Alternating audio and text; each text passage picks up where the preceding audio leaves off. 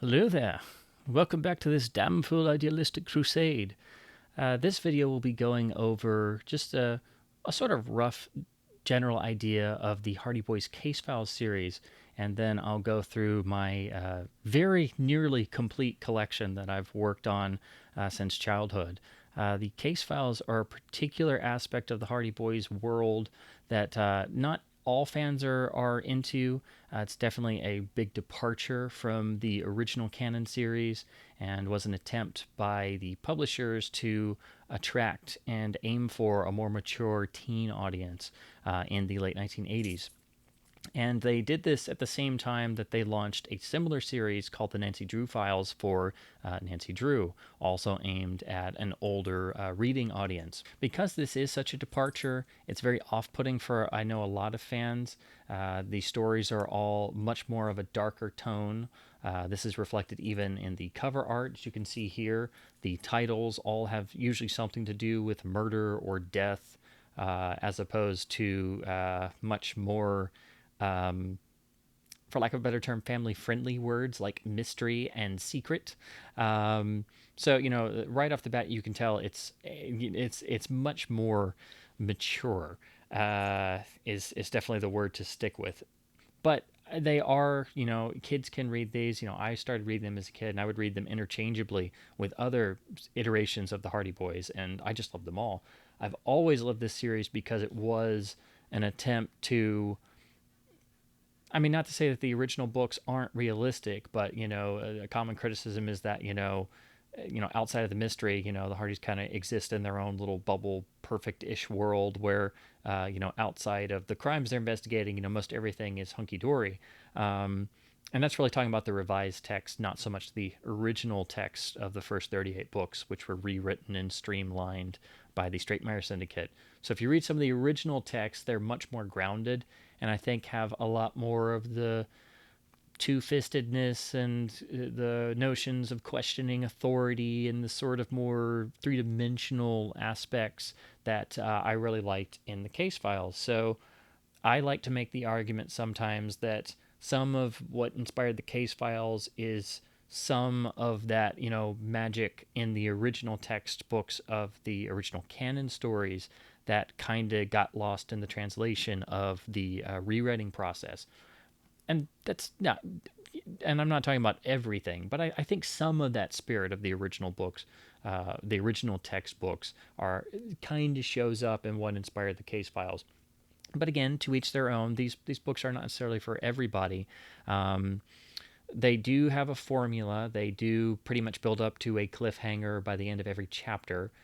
They are in these uniform, smaller paperbacks, which makes them easy to carry around. They all match on the shelf, which is really great. They all have these uniform blue spines and rears. And this lasted up until the last 20 or 30 books when they sadly decided to mess around with the covers, which I'll get to in the rest of the video when I get to the higher numbers. But they had two revamps towards the end, but for the most part, the books stay the same. There are 127 volumes, and the series ran from 1987 to 1998, so it had a very significant run. Unfortunately, I came into it very late. I didn't get into the books until I found a particular volume at a school book fair. It was this particular volume here, which is volume 88, entitled Inferno of Fear. And I have to say I'm like that because all the titles sound like cheesy action movies. They even have these awesome, very cheesy taglines printed on the cover, and I always have to feel like I should read them in a trailer-style voice, the stereotype of the "in a world where nothing is what it seems, you open the Hardy Boys case files." And they all have a... I like to describe them to people who ask me what they're like. They're sort of like a cross between a low budget canon action film of the 80s, but they're not quite. The stories for the most part are actually quite good. There's a handful that are on the cheesier side, but that sort of vibe of a lower budget 80s action film, but instead of having some B-list star, it just happens to be two brothers, 17 and 18-year-olds. But they also are doing a lot more intensive things. They fight terrorists. They used handguns. They, there are sequences of actual murder being carried out, and there's torture is threatened many, many times. When they get captured, they don't just get tied up or conked on the head. It's a lot more graphic than that. This book in particular grabbed my attention. It was published in 1994. I probably bought it at that school book fair, probably about 96, 97, I would guess. So it's again much closer to the end of the series. But as you could tell, at the front of the book, the Hardy Boys are participating in as smoke jumpers and are fighting wildfires in Alaska.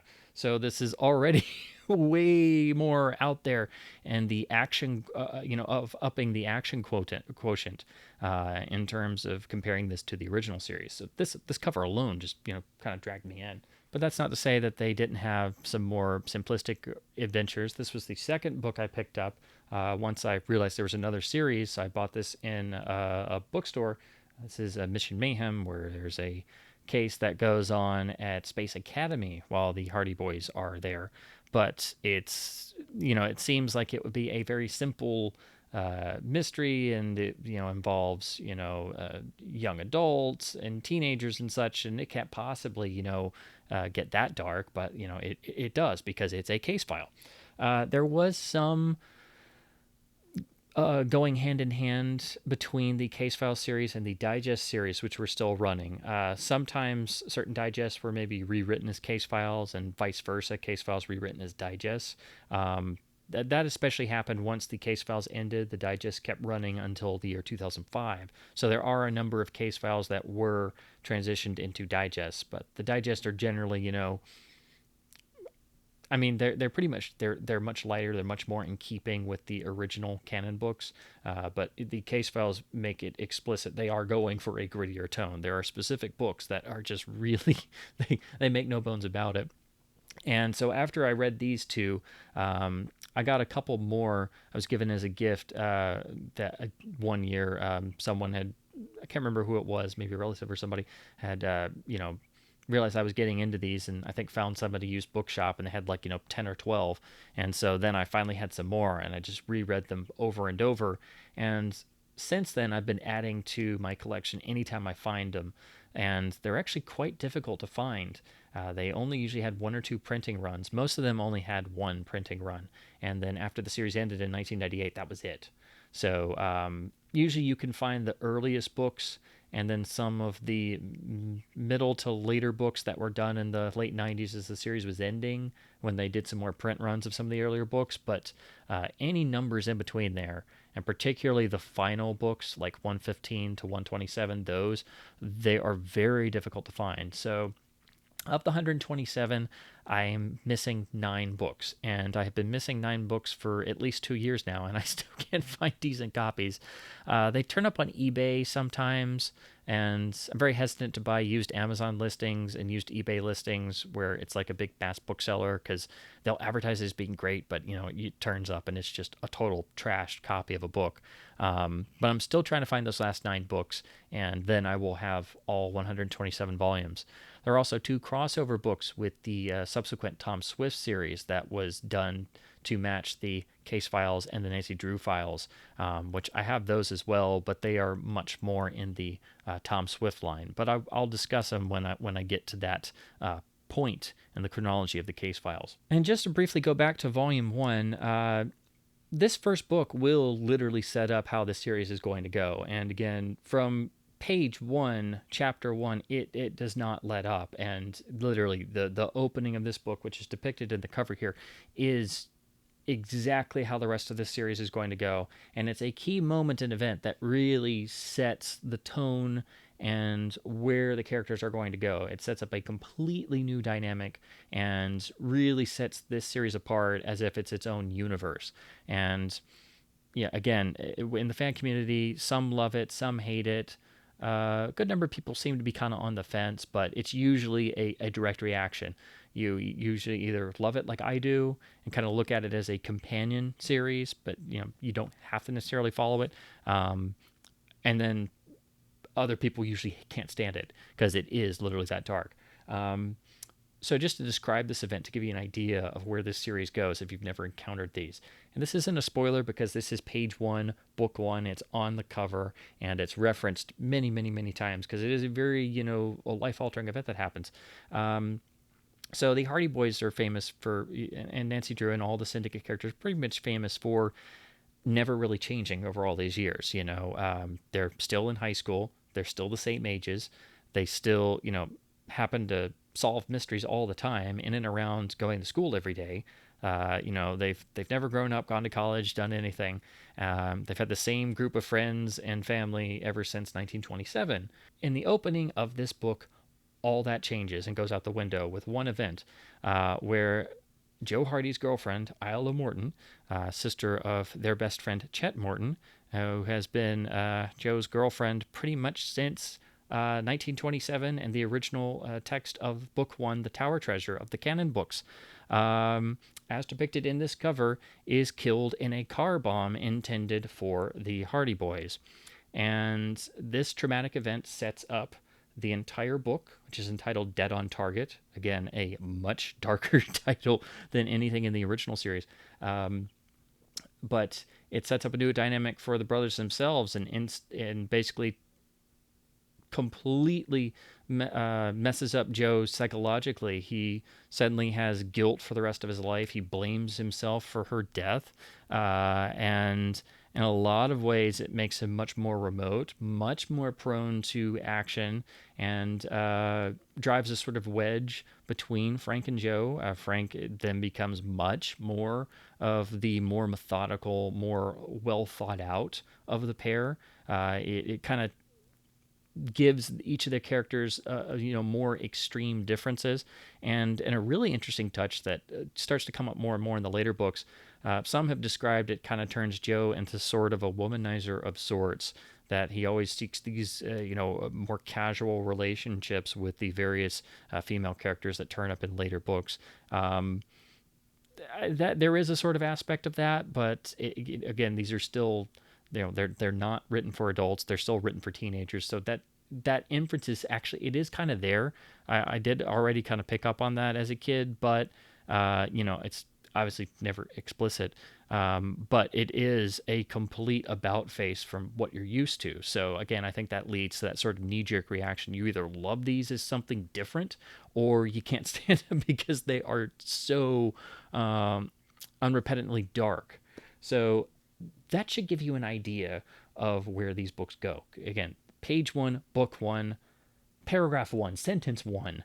That's what happens. And, over the course of the book, the Hardys are basically fighting a secret group of worldwide assassins. And the car bomb is linked to a political assassination attempt.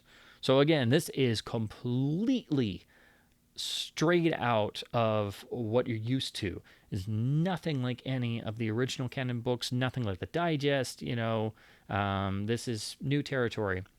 And unlike most book series, again, I have all of them but 9 and have read pretty much all of them except those 9. And for the most part, every single volume is actually quite solid.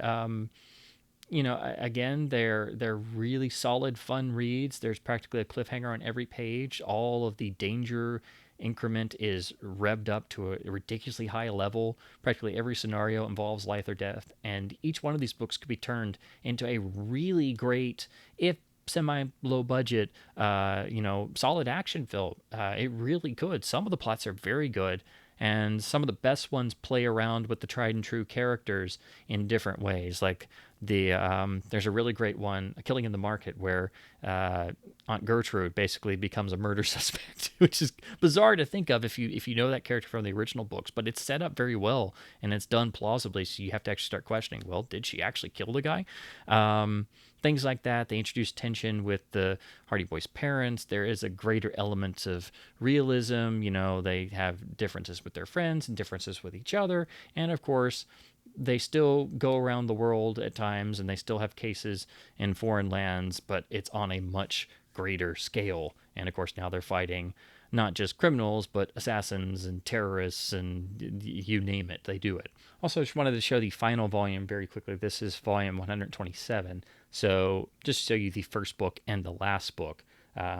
There is a different cover type between these two, but I'll get to that in the collection videos. But I just thought it'd be interesting to see the first book from 1987 and the final book from 1998. And then I also just wanted to give you guys a glimpse of what the spines look like of the main line of books, not counting the final cover differences, but how well they match on a bookshelf. I mean, I love the design of these books. I love the smaller pocket paperback size. They were a little bit cheaper than all the other runs of books, and these just look really, really nice and uniform on a bookshelf.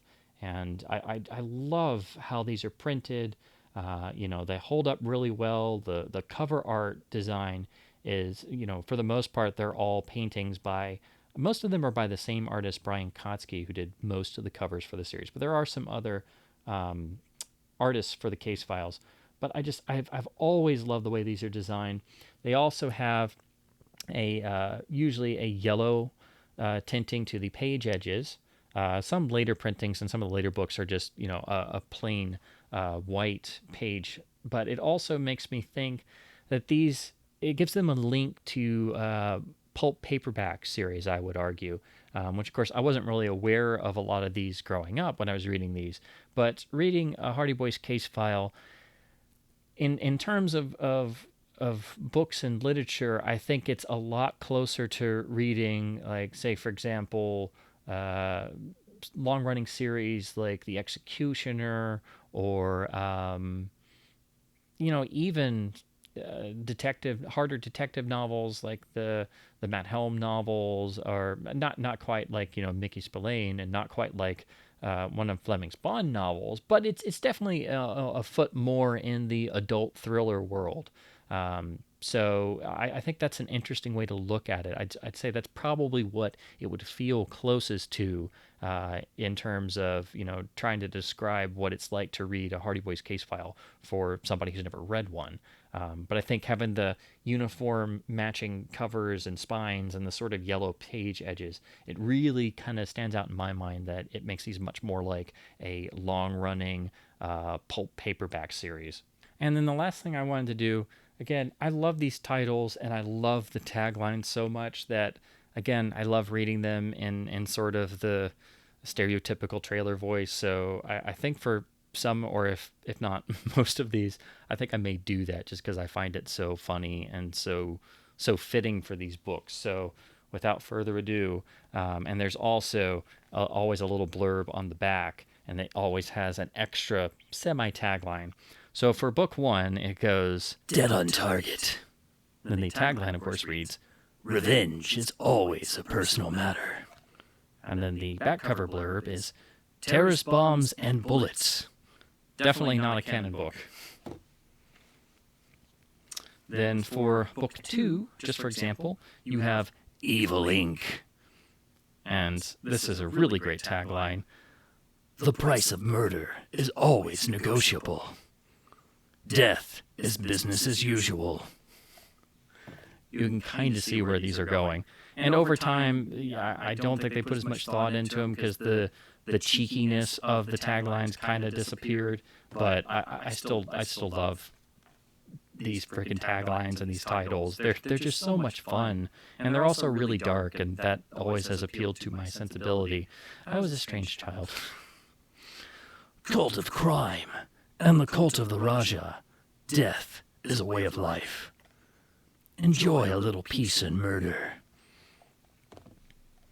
The Lazarus plot. Murder is only skin deep." I think they were trying to use the word murder more times than humanly possible. "Murder is the newest branch of science."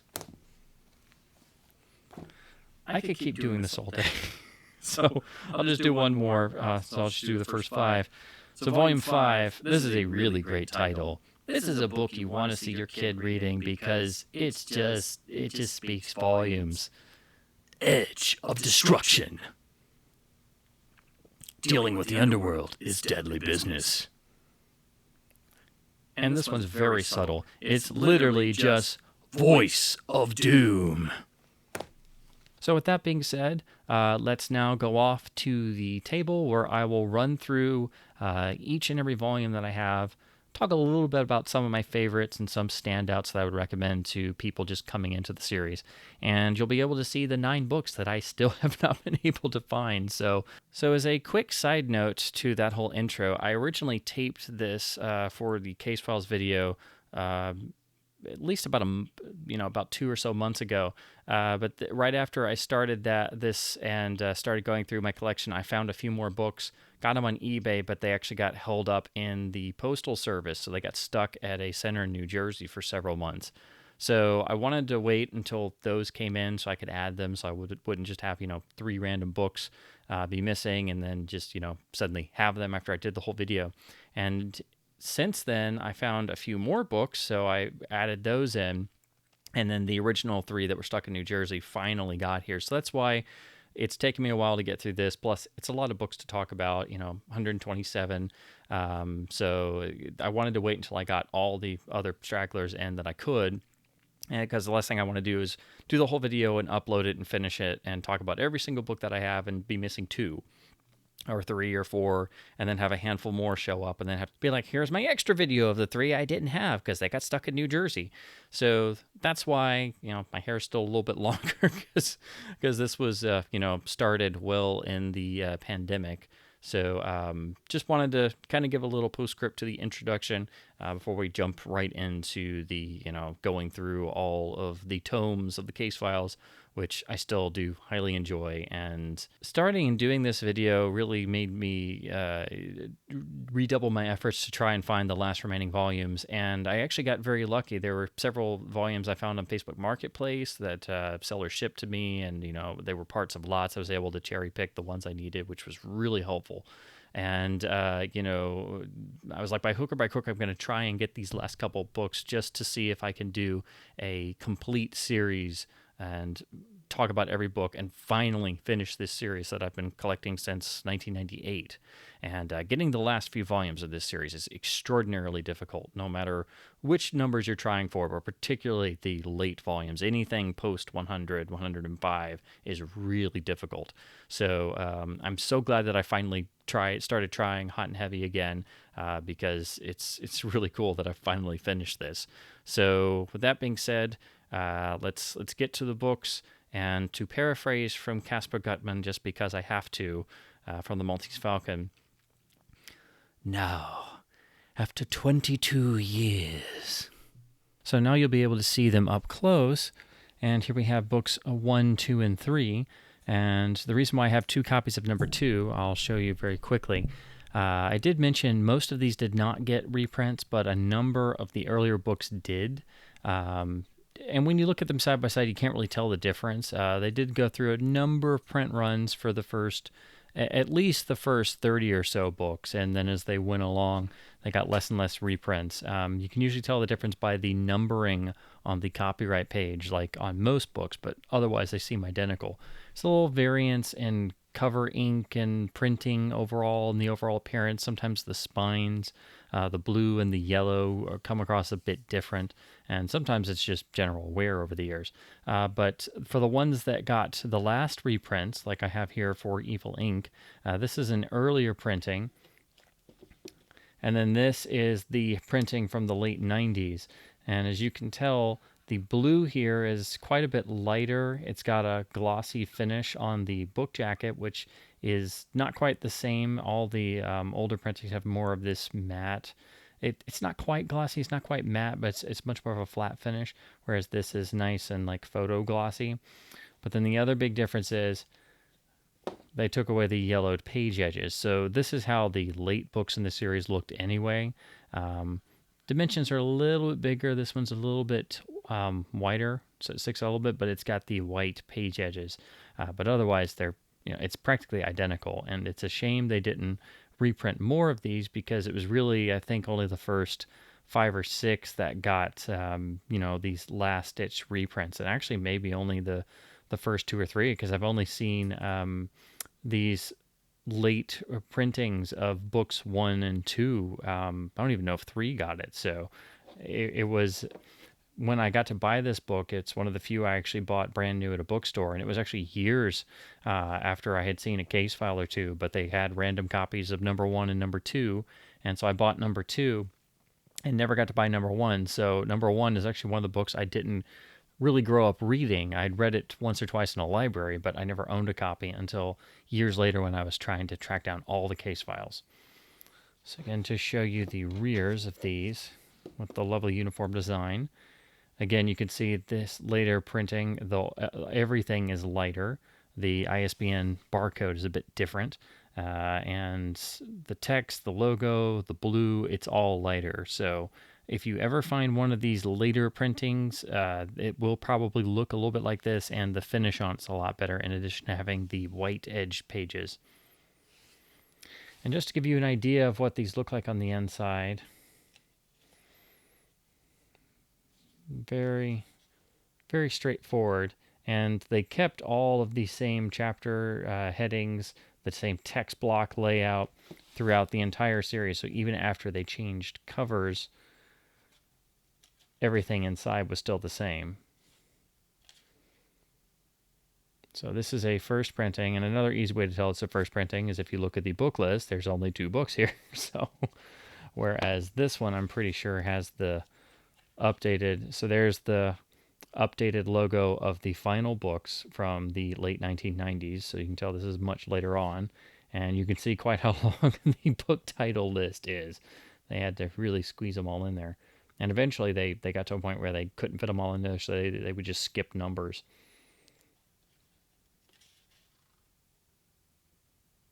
So apparently this is at least a 7th, if not 8th printing.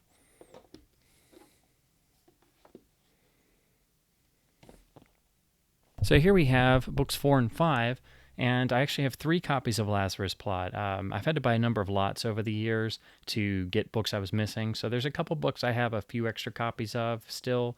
I've managed to pass on some of the others, and hopefully I can maybe trade some of the extras I have for maybe some of the few that still elude me. So I've been trying, so hopefully I can get the ones I'm missing pretty soon.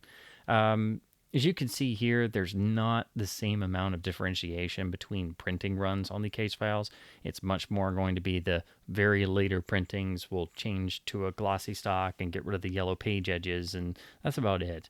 So this is a first printing, this is a 5th printing, and this is a 6th print. Wow. This is a first printing, this is a 5th printing, and this is a 6th printing. The contents are identical. The only difference really is the inner book listing and, of course, the edition numbering. But if you look on the spines, there is a little bit of difference in terms of the layout. The early printing has a darker shade of blue, which was really kind of confined to the first 10 or 15 books that were published first on their first printing runs. And it's just something I've noticed as I've seen them side by side all the time. Unfortunately, I haven't been able to get this pesky sticker off. I don't know why somebody put a flower sticker on a copy of this book, because it's definitely not cheerful. But and then sometimes you get copies like this one in the middle here where it's either the yellow has worn with age, so it looks more of a pale yellow or white for the logo, or it was just printed that way. And then poor Edge of Destruction is all by itself.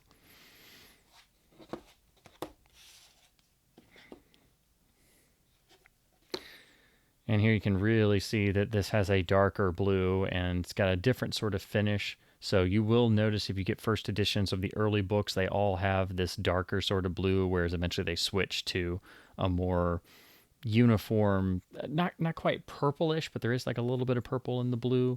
But it's just minor variances across reprintings that you'll notice when you start looking at these all next to each other.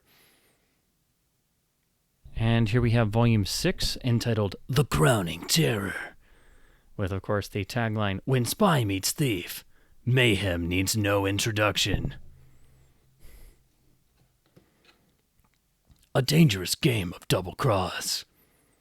Unfortunately, this copy is a bit beat up, but it is one of the initial books of the series that I had and reread a million times. There were about, I'd say, 10 to 12 books outside of Inferno of Fear and Mission Mayhem that I got as part of basically a set of sorts that was given to me, and I just read them and reread them because By that point, the case files had stopped being published and I couldn't buy them in bookstores. So I just kept rereading them, and anytime I could get new books, I would add it to my case file shelf. So this is one that I really enjoy, and it's one of the early books that really works well. And as the cover kind of indicates, it turns eventually into a real life most dangerous game scenario, which is, of course, far darker than anything in the original canon got. So this is volume 7, entitled Death Game, with the wonderful tagline, of course, "Survival is never child's play." Savage Strike Force. Of course, this is a early printing, so it has that darker blue that, again, is pretty much confined to the first 10 to 15 books or so. Another thing I should mention is a number of books got published in the Just for Boys series, which was a particular hardback printing style. I think it was pretty much done through the weekly reader books, but a few of the case files made it to this, so they are quite uncommon and rather rare. Death Game is one of them. I think it's only a couple got to this Just for Boys style of printing. So you can find these nice hardbacks, and but again, it's only for a few select volumes.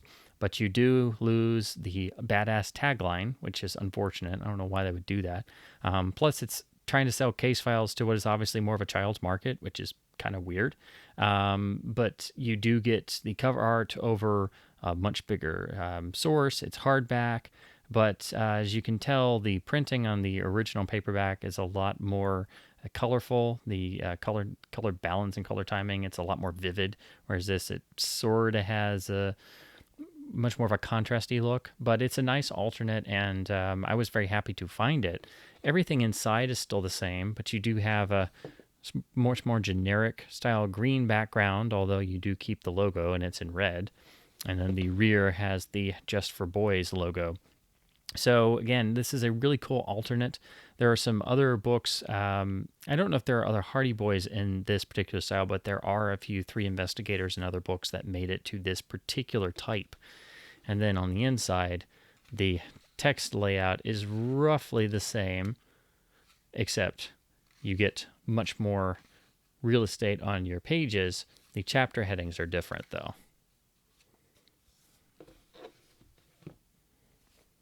For Volume 8, See No Evil.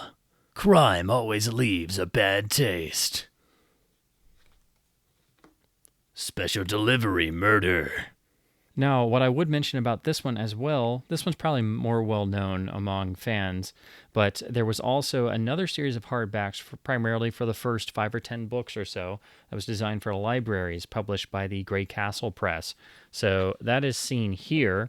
And you may have seen some of these before, either on eBay or in libraries. I saw a lot of these growing up, and I actually read some of them this way. So I always wondered why they got these special oversized versions.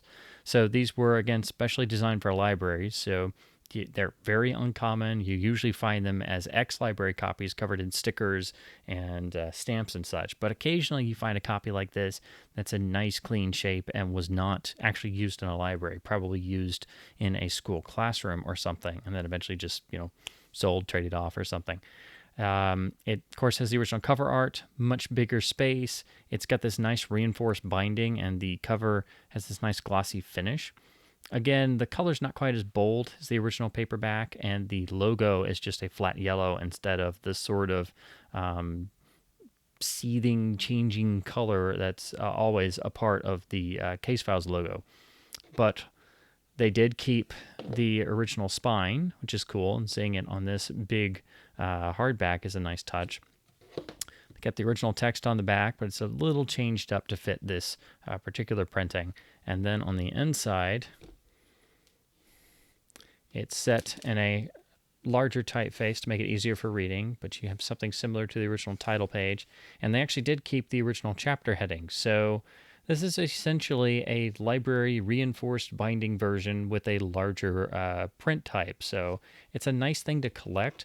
But again, they only did it for the first 10 books or so. There are some others, but I think it's really confined to the first 10 or so. And again, usually when you find them, they're ex-library copies.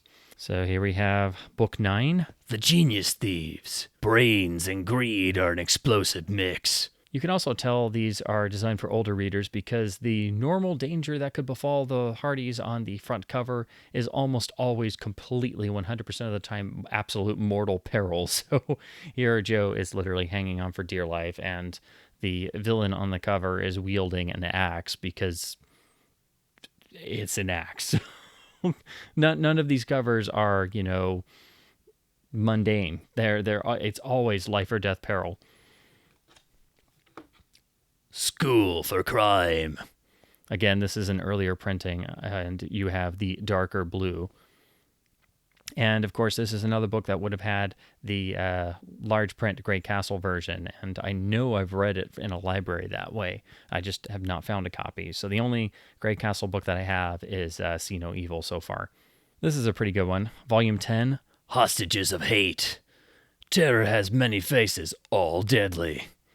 And the cover alone pretty much tells you this is, the Hardys tackling what was then, a hot ticket news item, the idea of airplane hijackings and hostile takeovers of commercial airliners. Double-edged death. The first 10 or so books are where I'd say most people should probably start, and you can tell they're trying to figure out their way with the ghostwriters as well to see what they could do with this series. So the first 10 kind of have a sort of foundational feel to them. Some books are just trying to set up this universe, but they're all solid. And but once you start getting into them, they kind of find their footing. Again, some are better than others. Some have their fans, some don't have their fans. But after those first 10 or so books, I think they really found their footing. And then you get to books like this, which is volume number 11, Brother Against Brother. A murder contract is always binding. This is the book that pits Frank literally against Joe for the majority of the novel. In the beginning, Joe is seeking a witness who's in witness protection, and in the process, because the witness is threatened and Joe's trying to find them for his father, Fenton Hardy, before they are attacked. They are attacked, and in the process, Joe gets a severe blow on the head and gets a form of amnesia.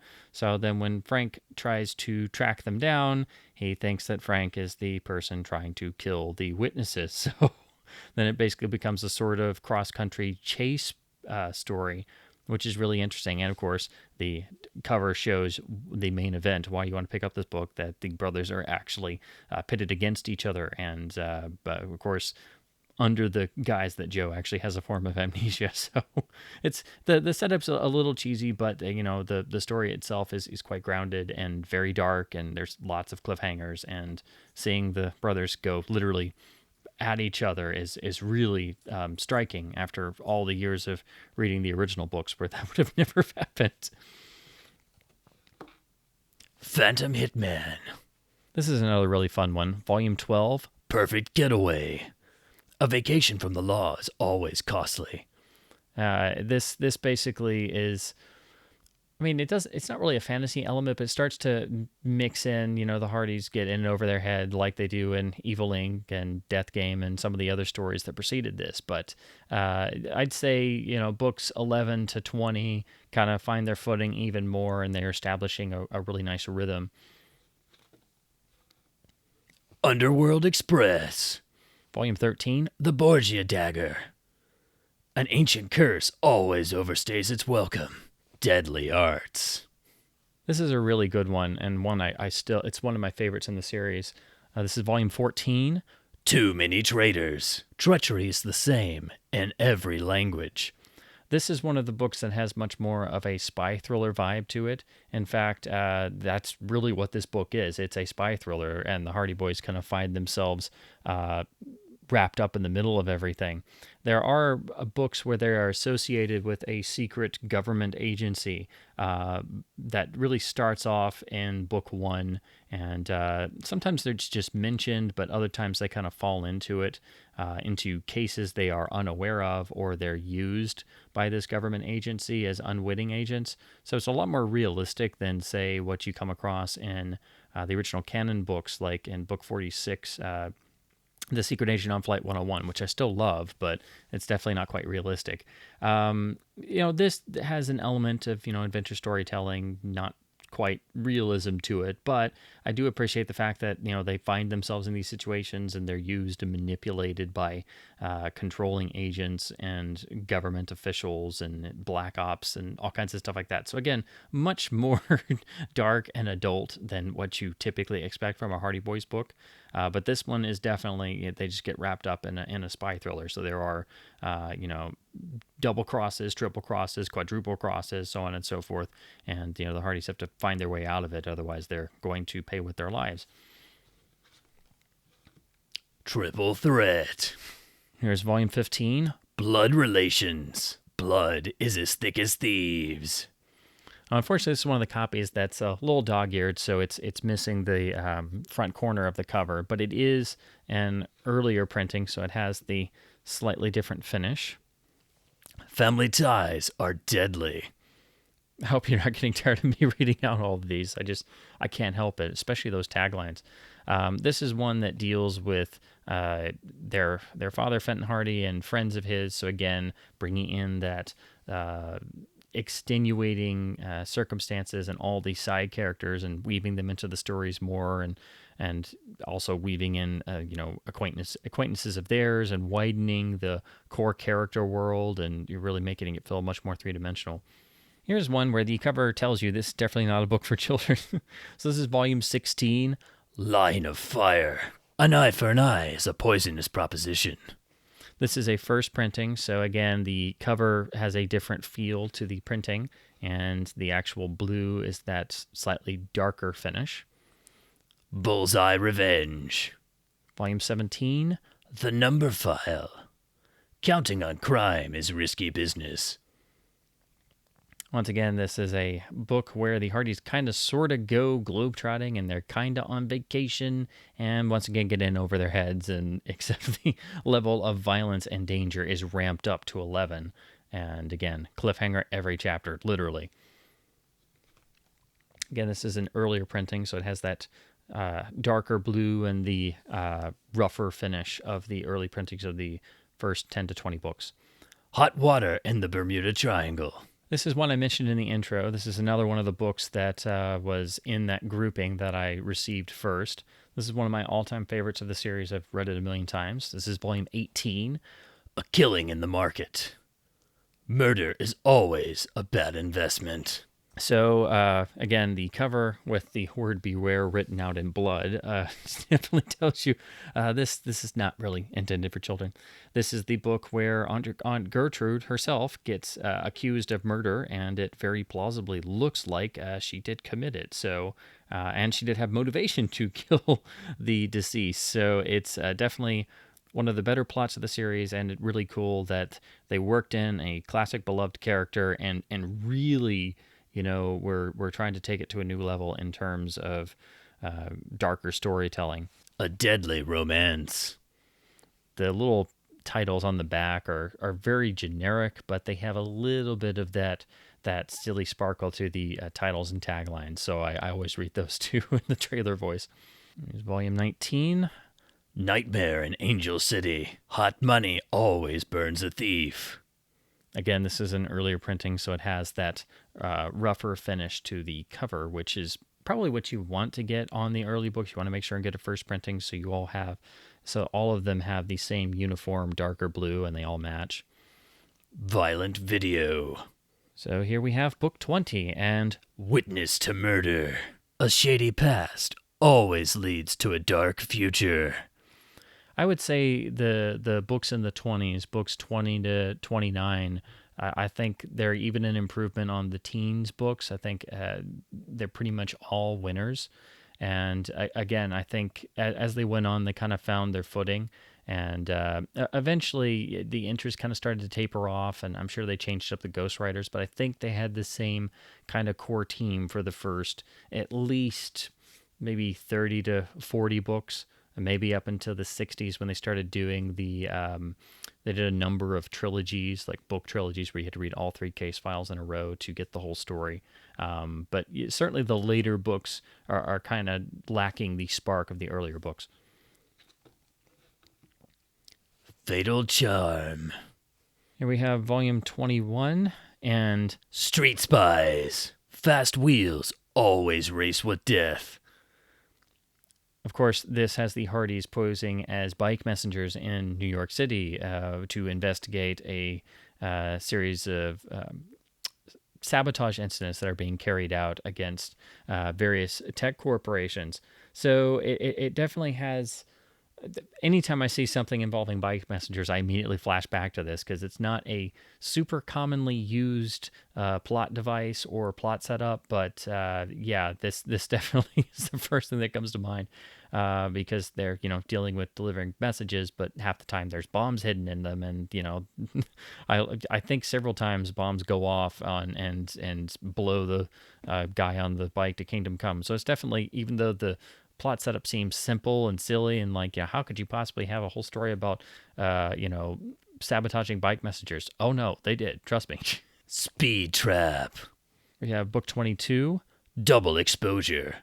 A long-lost brother is always a mystery. Here, the Hardys encounter who is ostensibly their long-lost older brother, who they've never heard of before, but all evidence points to the fact that he was hidden from them and they never knew of his existence. And then again, it turns out to be a nefarious plot, and the Hardys kind of find themselves involved in being over their head as usual and having to put the pieces together, and this mysterious figure keeps appearing who is ostensibly their long-lost older brother. Family skeleton. And again, this goes in with the idea of they're playing around with the established characters and trying to change things up to really shake up the reader base and get people interested again, which again was something I really appreciated, but not everybody was into. Volume 23. Disaster for hire. A criminal mind always breeds disease. Sometimes reading these taglines, I feel like I should be introing an episode of CSI Miami or something, but yeah, they're always very definite. They almost always use the word always, but I just adore the taglines. Timber War. Again, this one deals with basically sabotage against timber companies that Fenton Hardy's investigating, and the Hardys get involved. But unlike the canon stories, all of these books quickly take a turn into the really dark. So this is no exception. And again, while the setup seems simple and it sounds like it might not be a very interesting story, they are. There's a lot of death, a lot of threatening of death in all of these books. So they're always entertaining. And again, complete cliffhangers every chapter. We go with volume 24. Scene of the crime. Stuntmen always play with danger. Danger pay. This is one of the case files that plays around in and around a movie set, and I always enjoy books that take place behind the scenes on an actual working production. It's a different vibe every time you come across that, and it's a particular setup that I really, really like. So the few case files that do that, I really enjoyed. So this is one of at least 2 or 3 that have a movie production involved somewhere. This is volume 25. The Borderline Case. Espionage is always a foreign affair. This is another one of the books that the Hardys get involved in what is essentially a globe-trotting espionage adventure. Starts innocuously enough, and then again, they're very quickly doing stuff like the cover depicts. And what's great about these covers is they usually pick a particular scene from each book, so they're not over dramatizing. It's not like you open it and it has nothing to do with the fantastic image on the cover. No, it's literally Joe about to punch a guy again who's got a mortar shell in his hand. So yeah, this is a scene from the actual book, and there's explosions going off of the back. So it definitely should grab your attention that this story will have action in it, because it does. This is a pretty good one. Terror to go. This is another good one. Volume 26. Trouble in the pipeline. Kickbacks always fall into the wrong hands. The taglines, while they're cheesy, they usually have something to do with the general plot or scheme of each book. So this one being a story set in Alaska and dealing with overall what turns out to be, political machinations and the oil pipeline and oil drilling, so on and so forth. Savage Test. This is another one of the books that I had originally, and I read many, many, many times. I think this is one of the best case files, period. I would recommend it to any fan just coming to this series as one of the books they should check out. So this is volume 27, entitled Nowhere to Run. This is one of the books where the title, I think, has been used for like 8 million cheesy action movies. But here it actually fits and makes sense, of course. And the tagline is, Jailbirds always fly unfriendly skies. the plot of this book is an old friend of Joe's named Bob Conway is basically, he's an ex-con, been out of prison for a while, and stuff goes down, and he is the not just the likely but the prime suspect, and all evidence points directly to him, and doesn't look like it's something he can fight. And Benton Hardy, their father, is engaged essentially against him with a bounty hunter in tow when Joe's friend Bob basically skips bail and runs off. So then Joe has to convince Frank, who is the much more ever cautious of the pair, to try and help his old friend out and incur the wrath of their father and the bounty hunter. And so the tensions in this book really start to go off the charts, and it's really odd to see the Hardys at such odds with their father, to the point at certain instances where you think that Joe and his father are actually going to come to physical blows. So this one is really great for the character interplay, and it's a well-written story, and it actually does have a real mystery to it. And again, I think it's one of the most successful of all the case files. Wheels of Fire. I can't tell. I think the editor of this was probably a Cream fan. Here we go with volume 28. Countdown to Terror. Old enemies always turn up at the wrong time. Death Policy. Volume 29. Thick as Thieves. Too many crooks always ruin the neighborhood. Bad Penny. This is another book I've wound up with 2 copies of. This is book 30. The Deadliest Dare. Dangerous pranks always backfire. This is an interesting book because it kind of scales back the story and action. It's confined to Bayport primarily, and again, it's ostensibly a much smaller story. They're not globetrotting or fighting terrorists or anything this time on the surface, but the case files were really interesting in that they could do that, and they could scale back and still have a really dark story. In terms of these copies, this is a first printing, and this is, I think, about a third printing. The color on here is a little bit more saturated, whereas this has a darker background. And because it's a first printing, it's a slightly darker blue. It's by this point they weren't printing them like super, like almost black blue like the first 10 to 15 books or so. But it's just, an interesting difference. And again, I've bought a couple lots of certain case files just to get a few. So there's a couple I have doubles of, so I figured I would show them just to show any differences as I go along. Volume 31. Without a Trace. Not the television series, of course. Cowboy guns are always quick on the trigger. Badland Bonanza. This is a really fun one. This is book 32. Blood Money. And a great tagline. Sometimes even dead men can murder. The plot of this one is really fun and very straightforward. Essentially, a crime kingpin dies and his will gets read out, and not just his friends, but practically all of his enemies, including Fenton Hardy, the boy's father, are called in, and the will is read, and of course, it's $10 million up for grabs to anyone who can survive a certain day period. And of course, that means everybody starts trying to kill each other. So the brothers get involved trying to make sure their father is actually survives the period, even though he wants none of the $10 million because it is, of course, blood money, hence the title. But then, of course, in the process, the brothers become targets themselves, and it is quite bloody. So it's a very fun book, and there's a lot of murder going back and forth. And of course, the rear tag is Will to Kill. We have book 33. Collision Course. Race cars always duel with death. This is one of the other books that got a Just for Boys release. For some reason, though, they did a few books early on, like, of course, book 7, Death Game, and then they randomly did book 33. So why that is, I don't know. But I just knew this was one that had a hardcover printing, and I managed to find a copy in really nice shape.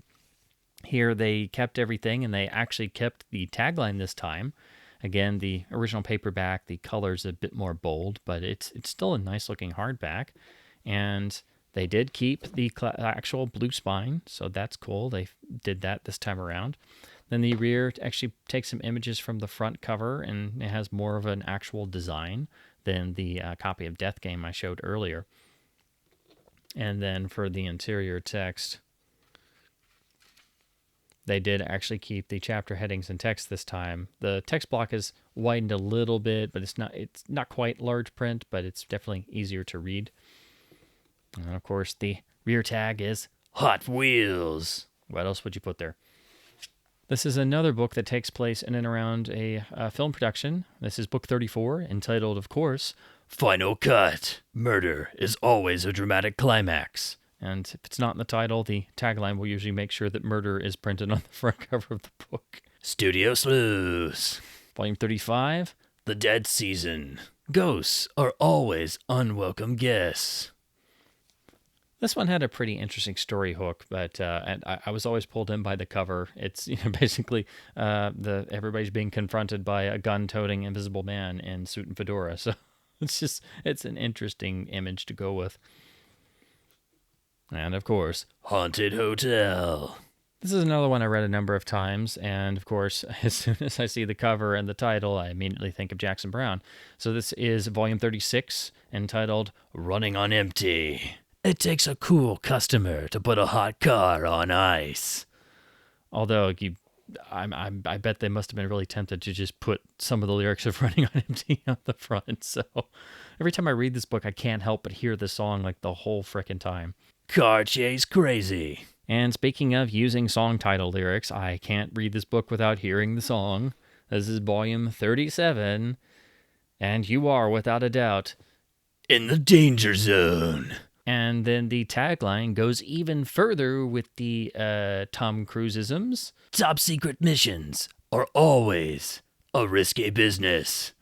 Not to mention, you could link Top Secret because, Val Kilmer is in both Top Gun and Top Secret. So there's multiple connections there.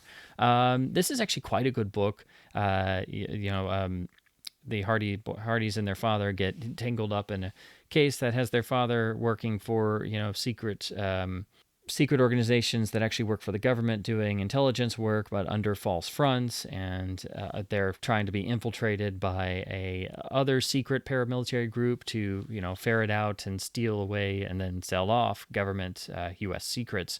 And again, the Hardys find themselves in the middle of this, and then shortly thereafter, their house is essentially raided, and their mother and aunt are kidnapped. So again, that adds a whole other level of personal involvement. So it's one of the better books, and another one that I had relatively early on and read a number of times, and I find it almost impossible to read this and not have Kenny Loggins in my head. So. A crisis hits home. Here's another one of the ones I grew up with. This is book 38. Diplomatic deceit. On the high wire of foreign affairs, one slip can lead to disaster. This is it's actually one of the better ones, I think. It's one of the ones I grew up with, so I read it a million times. Takes place in Washington, D.C., which is always an interesting backdrop for any sort of action or espionage story. And this is one where I learned a few interesting tidbits. Like this was the first book I ever read where there was the notion of using a ceramic knife or weapon to get past a metal detector. Interesting little things like that you pick up for reading way too many pulpy books or action novels, even if they're geared towards more mature young readers. Capital crimes. Here's book 39. Flesh and Blood. This one I always wanted to read. It's a very interesting story because they take one of the classic Hardy characters and play around with his backstory, and it's an interesting book with a great title and a really great cheesy tagline. Time is always too short when your life is on the line. Family with a vengeance. Here's volume 40. Fright Wave. In rough waters and rough company, you always have to watch your back. Deadly undertow. Volume 41. Highway robbery. When you pack a valuable load, you always ride with danger. Rolling thunder. This one's a pretty fun one. This is basically what happens when the Hardys go to a Comic-Con. Volume 42. The last laugh. When comic book killers get serious, the action heats up. Attack of the Flame Fiend. This is volume 43, entitled Strategic Moves. And I like the cover because the Hardys and company actually do go to Stonehenge in this book. It's one of the better ones. This is one of those that, of course, just like the classic books, they would name drop the next book or you'd see it listed. But certain volumes you could just never get your hands on. So I had the previous volume and the immediate volumes, but this is one of those I always wanted to read. Then when I did, it was actually kind of lived up to expectations. So anytime they would name drop books, that just always made you want to go and read it, which is something the Straight Meyer Syndicate with the original books really pioneered. But anyway, this is one of those where the art looks really nice, and I like when the Hardys go globetrotting. It's a bit different. It gives a nice flavor to things, and anything that made them more James Bond-like, I was always so happy with because, obviously these are still aimed more towards children and younger readers, but anything to give it more of that international vibe really made it more exciting, at least to me. So, of course, this volume is entitled Strategic Moves. And a game of international intrigue. You can't always play by the rules. And, of course, we have the title of the book because there's a chess championship involved, and you have the Cold War period stuff with, it being the USSR chess champ and so on and so forth. So I do enjoy when stories of the time would play around with that. So, of course, the back title is Mind Games. This is another one of the ones I grew up with, so I've read it a million times. This is volume 44 with the great title of Castle Fear. A double-edged sword always cuts close to the heart. And this is another one of the covers. Well, the cover is great. Sometimes it's kind of funny to look at the Hardys' faces. So here Frank looks more like a 35-year-old and his mouth is hanging open in a very dumb expression. But they always have their action stances and stuff. Brian Kotsky was the artist who did most of the covers, and I love all of them. I do wish that the final books had kept with this cover art design, so that way they all matched, but you can't have everything. And then, cheekily enough, because this does take place in the UK, they gave the back title, the title of The Battle of Britain. This one's a little worn, but it is another one of the, 12 or 15 that I grew up with, so I've read it a lot more than others. So this is volume 45, entitled In Self-Defense. When you're on enemy turf, you'd better be ready to hold your ground. I love the fact that they're basically having a martial arts or kung fu fight with with a biker gang inside an arcade, because that just automatically piques my interest because of my arcade nerdiness. Gang War.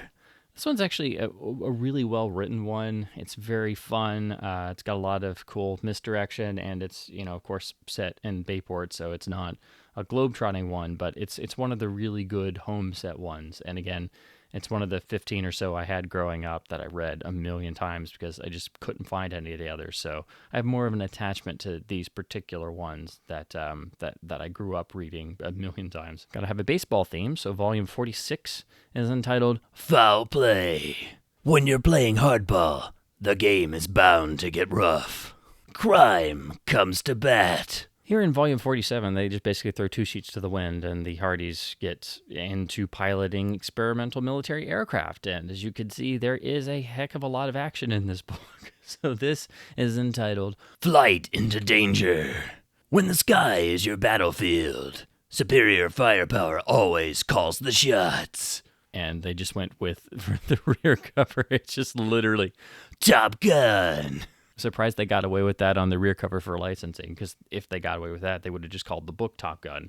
So this is basically Hardy Boys Go Top Gun in experimental military aircraft. It's a lot of fun. Here's volume 48, which just has a phenomenally awesome title. It's just basically the Hardys go backstage at a as roadies for a rock band, and crime is happening, so they try to put a stop to it. And in this volume, which is of course entitled Rockin' Revenge. Mix hard rock with hard crime, and danger's bound to hit the top of the charts. Death Concert. Here is volume 49, where somebody was apparently re-listening to AC/DC, so this, of course, is entitled Dirty Deeds. In Gold Country, greed is king, and every road a minefield. The Hardys get the shaft. This is a later printing. You can tell it's got the glossy cover, the darker blue, and then the pages are white. They don't have the yellow lining, but that's just always something interesting to note. Here is volume 50, entitled Power Play. Play with fire, and you're sure to find danger in a flash. I like this cover because Joe looks terrified and a bit goofy, and he's basically being chased by a giant solar laser flare beam thing. It's a very dramatic, striking cover, but it always cracks me up. Their facial expressions are a little goofy. And it's also interesting, some people have memed these online. There's some really hysterical ones of the original series, but some people have tackled some of the case files where they just meme a new title on to match the cover. So yeah, some of these, it's totally made for that. Experiment in Terror. Again, this is a later printing with the darker blue and the very thick gloss on the actual cover. And they didn't do all of these by this point in time. They just were like picking ones willy-nilly. So it's interesting when you come across a later printing of one of the later books. Because, of course, at this time, wrestling was very popular. The Hardys had to have a meetup of sorts with a wrestling federation. So this is volume 51, entitled Chokehold. Climb into the ring with the big boys, and you're asking for big trouble. WrestleMania. So this is a fun one, of course, with a Civil War theme because it takes place in the South at a Civil War themed theme park, which is why they're on a giant wooden roller coaster with this lovely fellow about to literally get thrown out because he's standing up on a roller coaster going downhill. But I love the title. The title is just beautiful. So volume 52, titled Uncivil War. A little bit of danger can be fun. Too much can be fatal. Hot shots.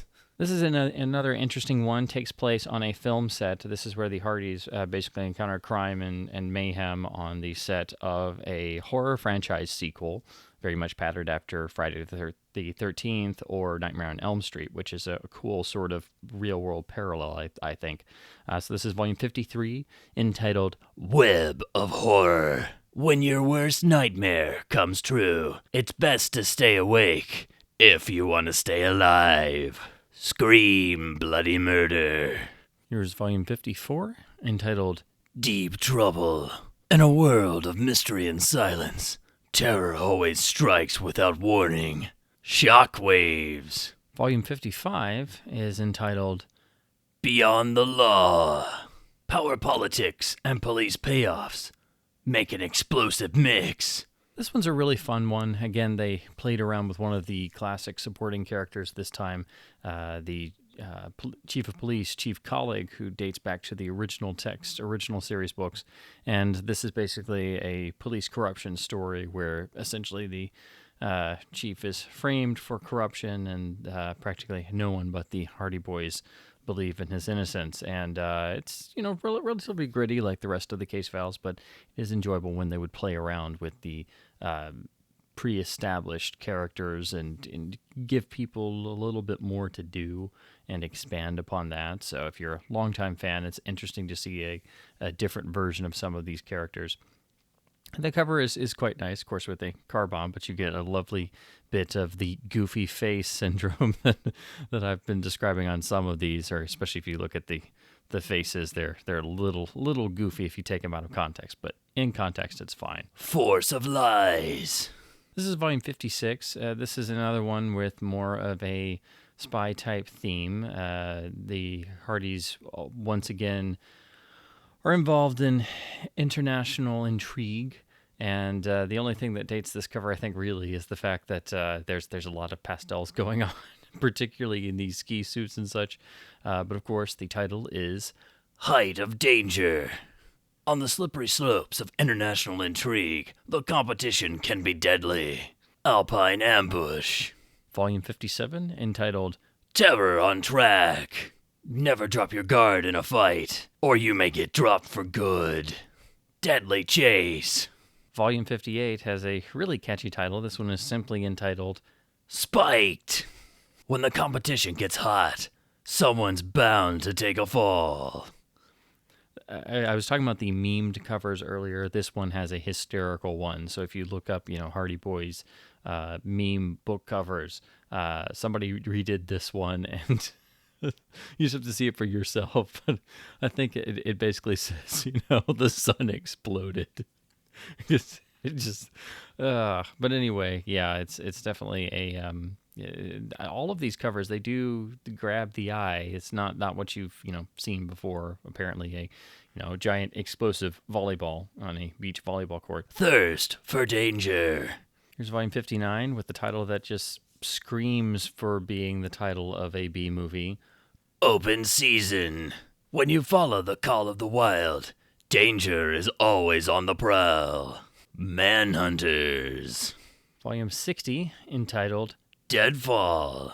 Sometimes I wonder about these titles because it will remind me of things that also have the same title. Sometimes I'm sure it's by pure coincidence or because it just sounds like a really cool title. But of course, this has nothing to do with the film entitled Deadfall. But anyway. Timber Country.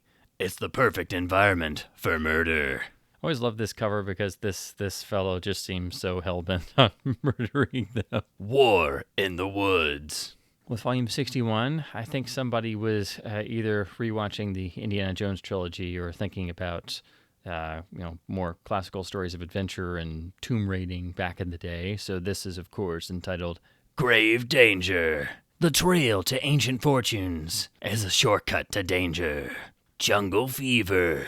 There's a number of books in the series that deal with spying, international intrigue, things like that, and for some reason this is the second book in the series that really has a heavy focus on chess.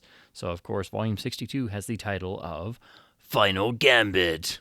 And this one, they didn't exactly go for a tagline. They went for the little broken statement thing, and I'm sure this exact wording has been used on a movie poster somewhere because it's just so super generic. But the higher the stakes, the bigger the risk. The harder they fall. Of course, the last of those is actually the title of Humphrey Bogart's final feature film, which is one of his best late period career films. So I guess that's where they got that one from.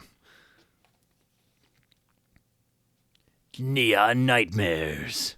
Well, if you thought you couldn't have a dark mystery set in a gym environment, well, Volume 63 is here to prove you wrong. And of course, it's entitled Cold Sweat. And of course, the tagline.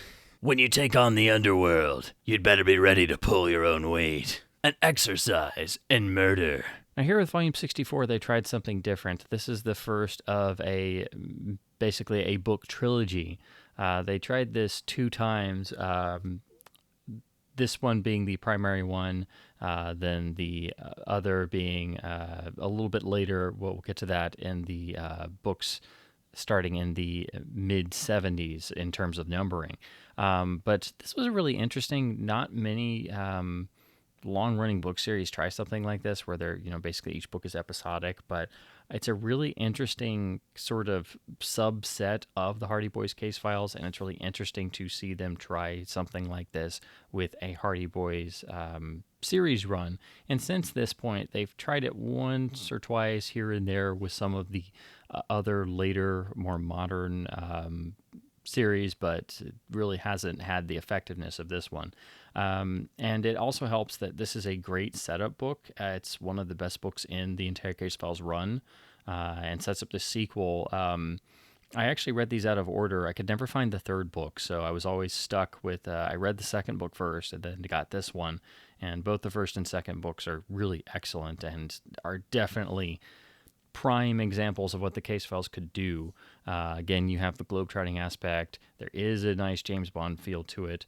The trilogy is called the Operation Phoenix trilogy, referring to the Phoenix Corporation, which is basically It's not quite a Spectre knockoff, but it is a uh, worldwide secretly criminal organization with its, finger in many pies, and the Hardys and just kind of stumble onto everything. But again, the notion with playing around with the pre-established characters is interesting because in this book, again, this is the first book in the trilogy, and this isn't quite spoilers because these books are now getting quite old. But the first book builds up to a climax that ostensibly claims the life of one of the primary supporting characters of the series and sets up the second book, which I'll get to in just a second. But the title is very apt. It's set in Kenya and deals with animal poaching. Again, pretty topical for the time, still topical now. And again, these books were, when they went and talked about serious topics, they really went for it. So these were not your typical, they're dismissed as children's books, but you can tell this is really not a children's book. So of course, Volume 64, Operation Phoenix #1, entitled Endangered Species. The tagline's really great here. When danger is uncaged, the only law is the law of survival. The killing fields of Kenya. I also like that they put the Operation Phoenix logo on the back here, and it's yellow, so it really sticks out. So it links that these are, part of a sub-series. And if any book in the case files told you straight up simply by looking at it without even reading it, and then if you went on to read it, it would also back this up. But if any single case file was the book that said this is not your father's Hardy Boys series, it would have to be Operation Phoenix #2, Volume 65, simply entitled No Mercy. This is one of the first books I ever read in this series. Again, I read part 2, never had part 1, or I finally got it, and then never got to finish it. So I never had part 3 until years later because it was much harder to find book 66 for some strange reason. But I've reread this a million times. This is probably the closest the series comes to having a James Bond flavor. There are many set pieces. There's a one in particular that definitely is obviously inspired by From Russia with Love because it takes place in a hedge maze. But it's done a bit differently. It's added at a fancy dinner party and things. But basically, this also has vibes of License to Kill because the Hardys basically go off on their own and they're taking on this organization by themselves, and they're sort of off the grid and such. And so it has echoes as well of Book 2, Evil Inc., where they did the same thing, but went off on their own in that sense. But this one, it's a bit different because there's personal stakes, and it's actually a quest for revenge, dealing with the events of the end of the first book. So there's still a mystery being uncovered. They're still digging up more of the tentacles of this evil corporation and such. So it's a really fun read, and definitely goes hand in hand with the first volume, which it really helps if you're able to read that because, again, when I was growing up, I just had this one at first, then I got part 1, never could find part 3. One wrong turn on the road to revenge can take you over the edge. A company of killers. Here's the finale, part 3, volume 66. The Phoenix Equation. Now, this one I didn't get to read until years later. Actually, finally probably read it maybe about 5 years ago when I finally found a copy that was, affordable. And trying to track down odd volumes is very difficult when you're trying to finish a collection. So I was very happy to finally finish it, but I have to say it was a bit of a letdown after years of just rereading the first 2 parts. So I definitely think this is the weak link in the trilogy of sorts, but it's still fine. It's still a pretty good case file, but it definitely doesn't live up to the strengths of the first 2. The more vicious the lie, the more explosive the truth. The Final Reckoning. Just to give you an idea, now you're able to see the entire trilogy side by side. Volume 67, going back to the non-Phoenix books. Lethal Cargo. On the tagline, I'm not quite sure of the wording. I think they were doing more of a wordplay since to tie in with the subject of the book. But of course, the tagline reads, On foreign shores, the search for justice is always freighted with danger.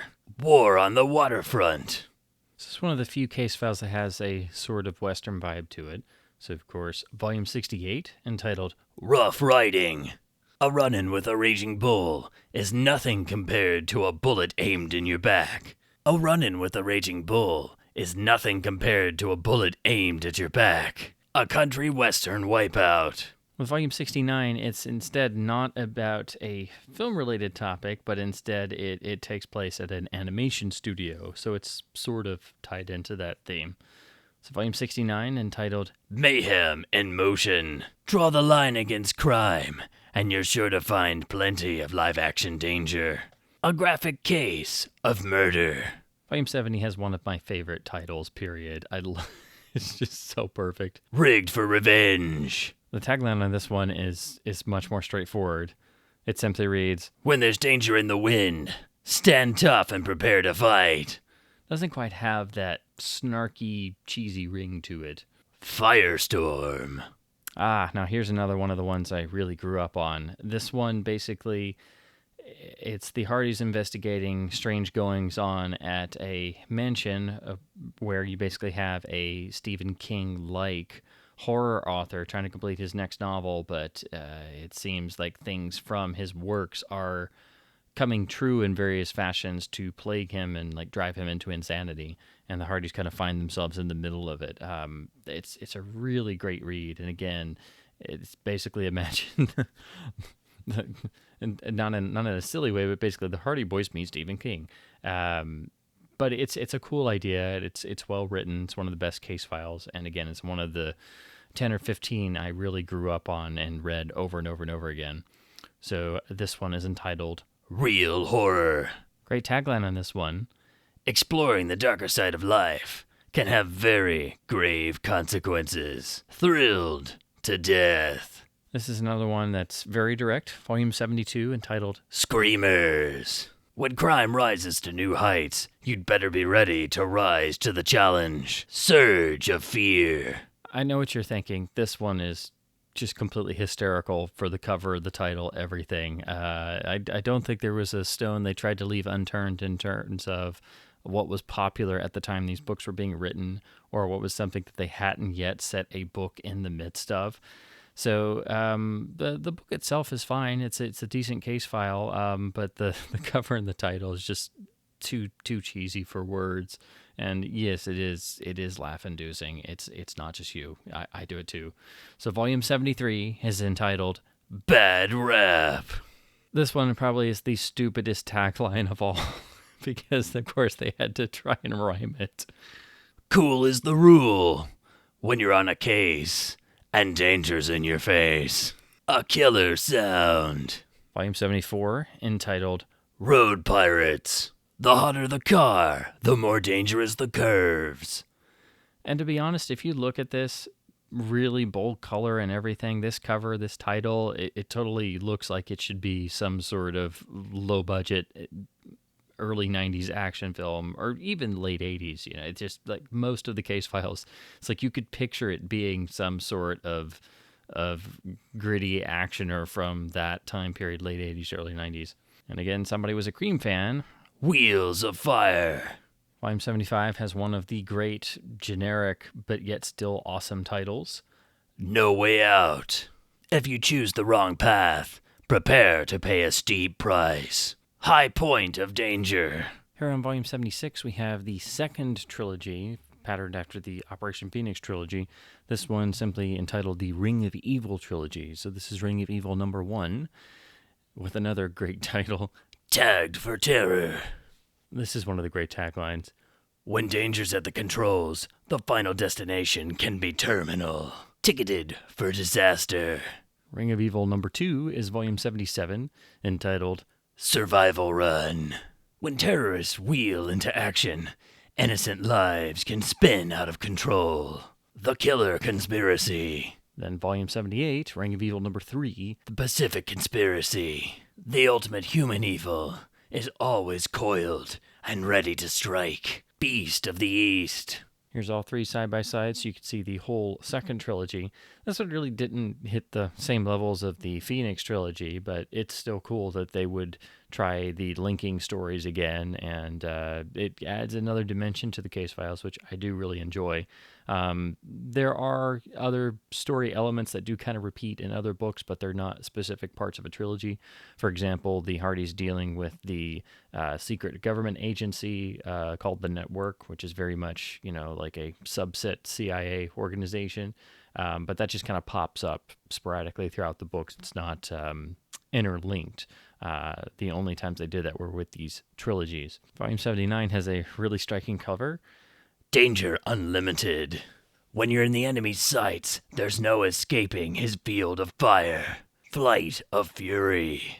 Volume 80 is a really interesting one. This is the only one of the series that could really be labeled as having a horror vibe to it. And a lot of the past comes to light in this book, so it references a lot of the past 79 volumes. But basically, the Hardys go on yet another story, but this one's a bit different because it's like the elements of their past are coming to haunt them, and it's not really explained. And so it puts the reader on edge. It's a very strange book, and it's a different approach to any other volume in the series, really. By the end, it's, obviously all explained, but it's one of those books you kind of just have to go for the ride at first. But yeah, it's a very interesting book, and it's an interesting approach they took, and to kind of give the readership something different. So volume 80, entitled Dead of Night. On Halloween, the dead walk free, and the living pay the price. Haunted by evil. Volume 81, going back to the standard case file storytelling style. Sheer terror. In a labyrinth of lies, nothing is more deadly than the truth. A formula for murder. Volume 82 sounds like a really great travel brochure. Poison paradise. Where nature grows wild, danger can run out of control. Jungle of terror. Volume 83 has this great title. I have to admit, I love almost all of these titles. So, Volume 83, Toxic Revenge. When you stand up for what's right, you'd better be ready for the fight of your life. Danger Incorporated. This one's got a pretty interesting story. Volume 84, False Alarm. When the pressure's on, one false move can lead to a crushing blow. Death Trap. 85 has a interesting cover that kind of predates the whole fascination, I think, that really came out in the late 90s with rooms full of crossed lasers. So, Volume 85, entitled Winner Take All. When crime is on the rise, danger is sure to come down. Money Madness.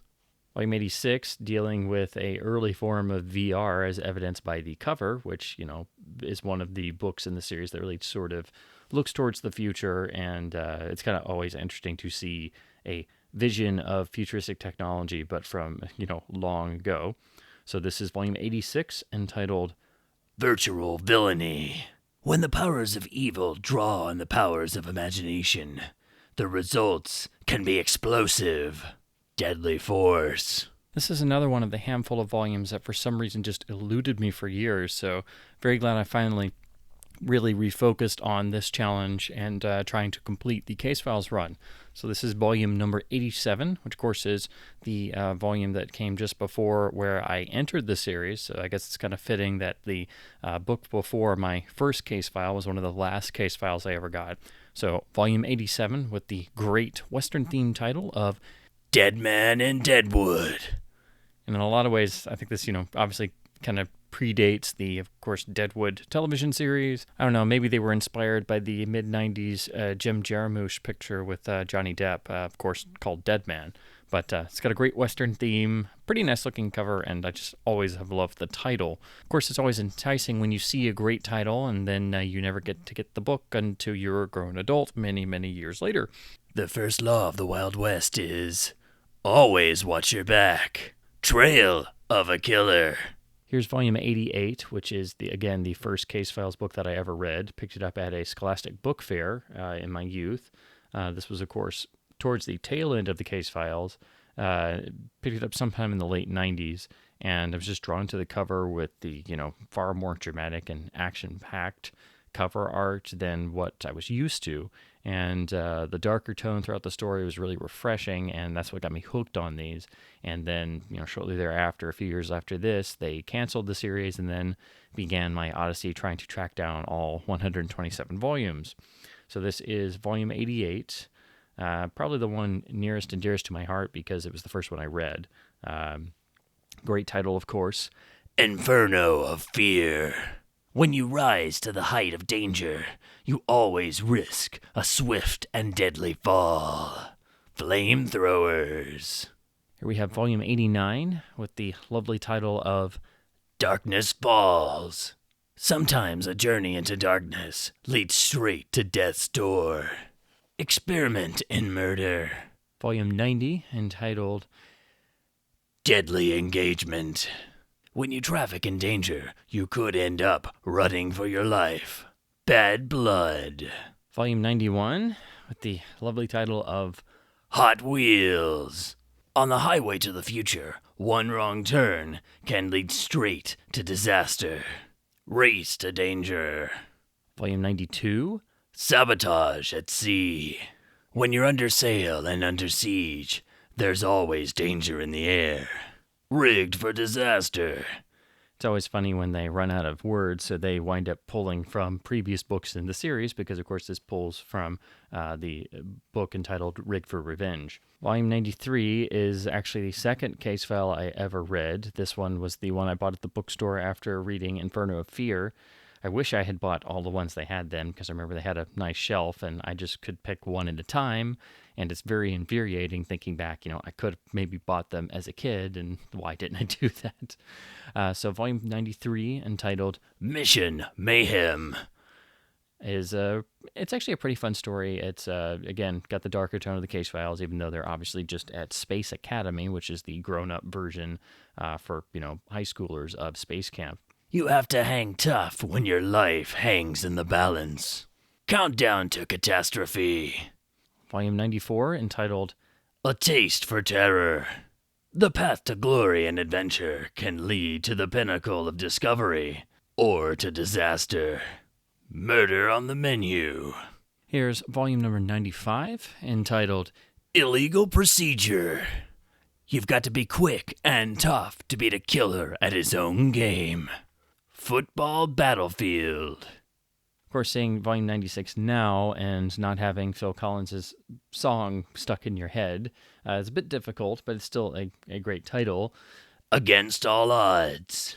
When the heat is on, it takes a cool head to beat danger. Playing with Fire.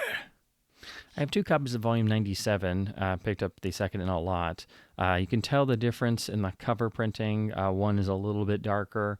This is a later printing where it's a little bit brighter. It's easier to read the tagline, but it's a very minor difference. It's only because I have them side by side that you can see one.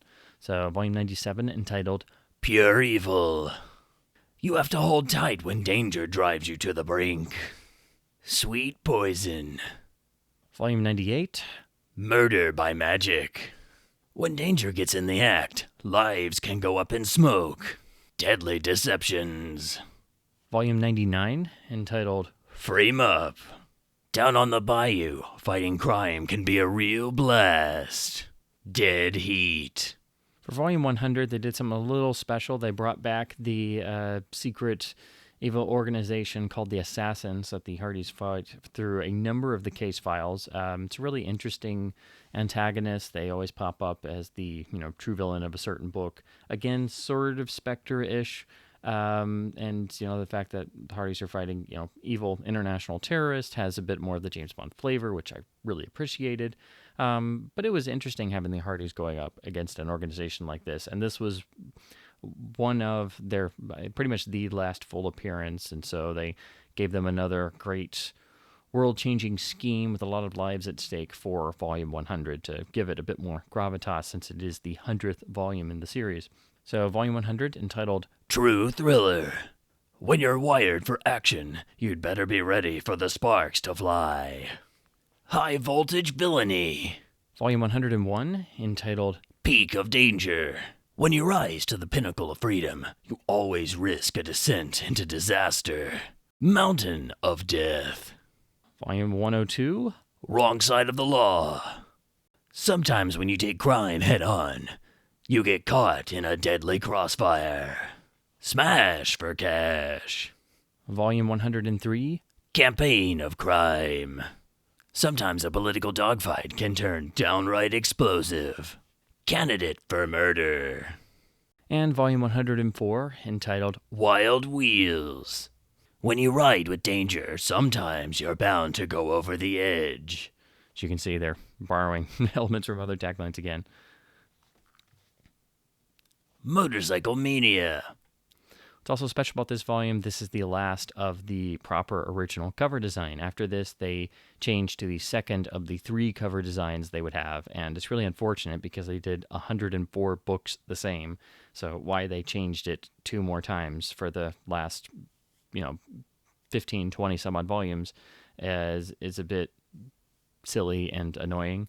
So only the first 104 will match, because after this, starting with 105, they switched to this rather unfortunate and boring-looking cover art. The books are exactly the same, but it features elements and screen grabs from the short-lived Canadian Hardy Boys television series. So it was a tie-in thing, even though it had nothing to do with the case files whatsoever. So for the next number of books, we'll have this cover format. And again, it's very unfortunate they didn't stick with the original format with the Brian Kotsky cover art. And this one looks okay. Most of these they look fine, but again, it doesn't have the same style as what happened for the first 104 books, and I really wish they had stuck with the same cover art format to have a uniform design. However, they did sort of keep a similar design on the spine, so it does match sort of, but it's also just different enough. And they also changed the color on every volume, so it's not the same uniform color with the dark blue like the first volumes. So anyway, and again, you can definitely tell the era of these because the show was, again, it ran, I believe it was produced in Canada, and it ran for pretty much a single season, but it lasted much longer on the final Case Files books that it was on. Of course, there was one more cover art design, which we'll get to at the very tail end of the book run. So this is volume 105, entitled Law of the Jungle. When you walk on the wild side, danger is always coiled to strike. So pretty much the case files carried on in the same manner. The titles and the taglines are still there, but the only thing they did was change to these admittedly rather goofy-looking book covers. The Killing Game. And yes, this cover is very dated, as you can tell by the rather old-fashioned cell phone being used. And these books get more and more difficult to find as you go up in the higher numbers. So trying to get anything 105 onwards is very difficult, particularly the last books from, say, 116 to 127 are exceptionally difficult to find. So if you are trying to go for a complete run, be forewarned, it's going to take you a very long time unless you get really lucky with somebody who's like selling off a complete collection, which very, very few people have a complete collection. I'll go ahead and tell you that much.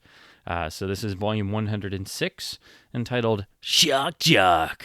When push comes to shove, malice can turn to murder. Death Jolt. Now this one's in, the condition's okay, but again, on these, because they're so difficult to come by, I accept a little bit more wear and tear because I'm just happy enough to find one of these. This one has one of those really annoying stickers on the spine that I've gotten books like this before where if you try to remove these, it usually just removes a chunk of the spine with it. So I just kind of live with it on this one, and there's one other one. So I don't know why people would do that.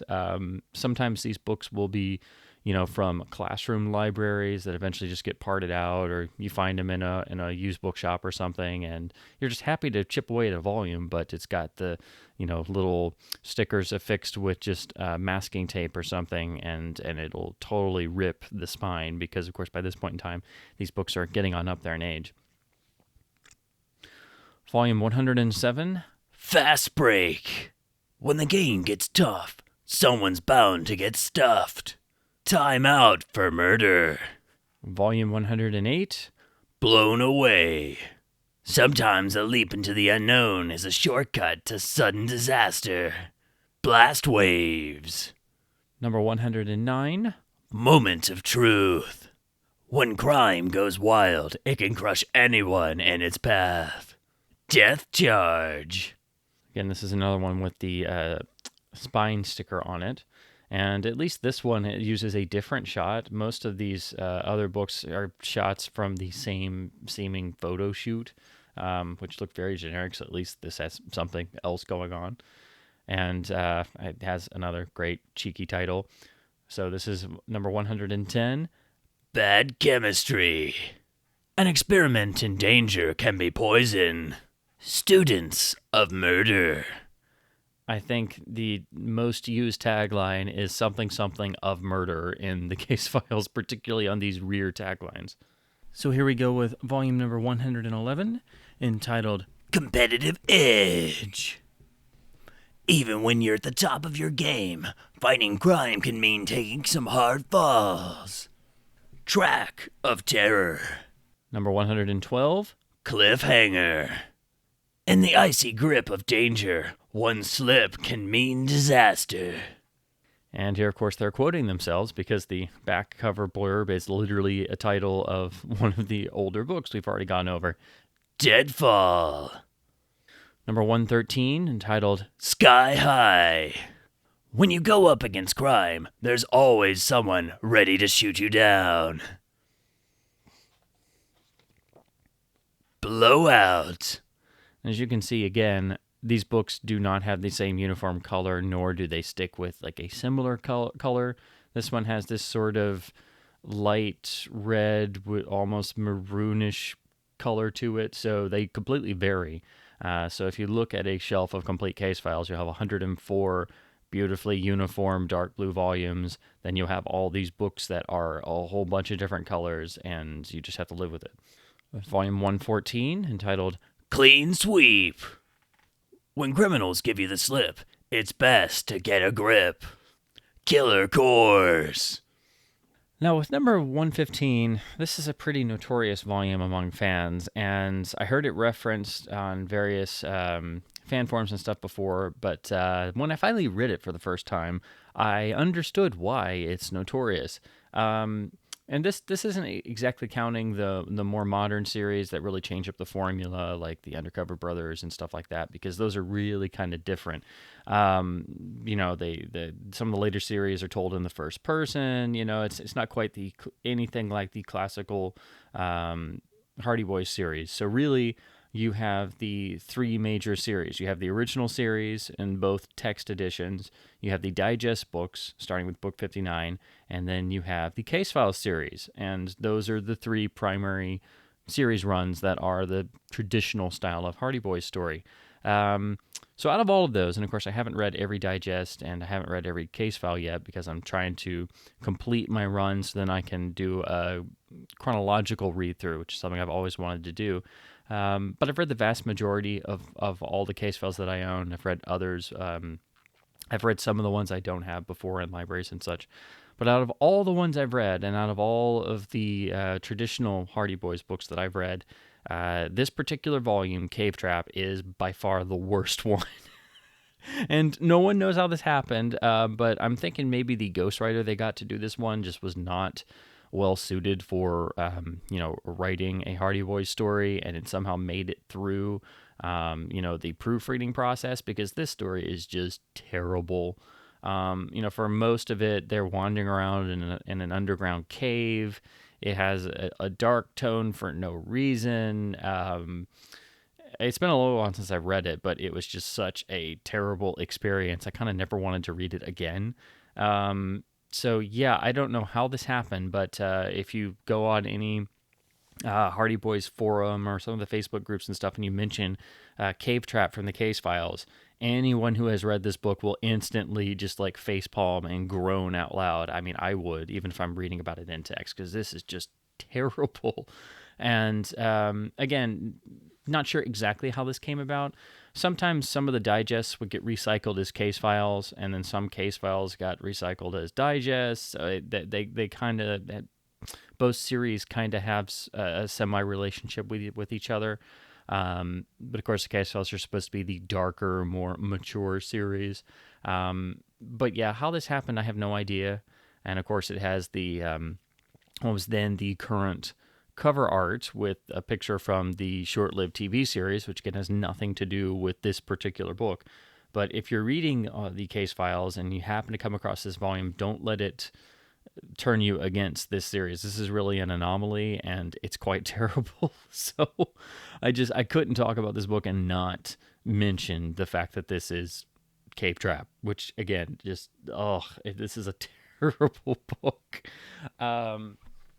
This particular edition is one of the ones where they were sold at Dollar General, so this $1 sticker is actually printed on the book. There are a lot of Dollar General tie-in books from the mid-90s to early 2000s where they would just literally print the great savings onto the book cover. So there are a few books in the Case Files around this time point that have these Dollar General printed covers. So again, because it's not an actual sticker, it's actually printed on there. Unfortunately, it kind of covers up the number and the title. I don't know why they would do that, but anyway. Here's the rear cover, and just you get this one for completion, but if you happen to read this as one of the first Case Files you read, don't let it turn you against the series because it stands on its own. This one is really bad. So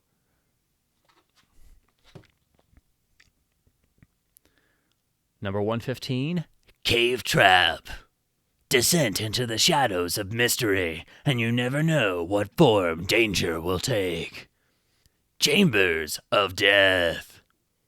Number 116, Acting Up. When crime is running high, one wrong move can mean disaster. By this point, the taglines really start repeating themselves, and they're very generic, so the taglines are really better towards the beginning of the series, and I think somebody must have come up with the idea, and I'm sure everybody in the offices were going back and forth trying to come up with better one-liners and taglines and titles. But by this point, they're very generic, and that's also why the titles are much more on the generic side.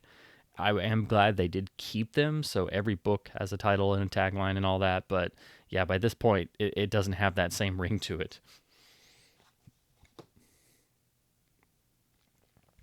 Bombay Blowout. Number 117, entitled Bloodsport. Cross swords with crime, and you always have to keep on guard. As you can tell, this is another Dollar General edition, which apparently the original owner tried to cross out with a magic marker, but they just drew an asterisk over it. This one, the condition's a little... I mean, it's still okay. The spine's a little bent, and it seems like a lot of these are that way, I guess. Kids would get these and read them really fast or sit on them or something. So a lot of times you find the later books with a slightly bent spine, and I guess maybe the binding is a little cheaper on these later books than the earlier ones because they feel a lot more sturdy. But you also find some of the original books with bent spines as well. Blades of Doom. And again, this one has a bright red cover, so in terms of uniformity on a shelf, none of these match whatsoever. Number 118, The Last Leap. When crime is in the air, danger is sure to be sky high. And already they're repeating a case file we just went over in the tagline, and the cover doesn't look like a book cover. It looks like maybe a 90s brochure for a rental car company or something. So I don't know why they picked these super generic looking photos, but that's just what they did. The Killer Dive. It just really makes me miss the Brian Kotsky art. Number 119, The Emperor's Shield. Super generic tagline this time. At any moment, the fight against crime can turn into a life or death struggle. Fortress of Doom. Volume 120, entitled Survival of the Fittest. Out on the untamed frontier, danger always runs wild. Targets of Terror. Volume 121, entitled Absolute Zero. In cases of cold-hearted crime, the consequences can be chilling. Absolute Terror. Volume 122, entitled River Rats.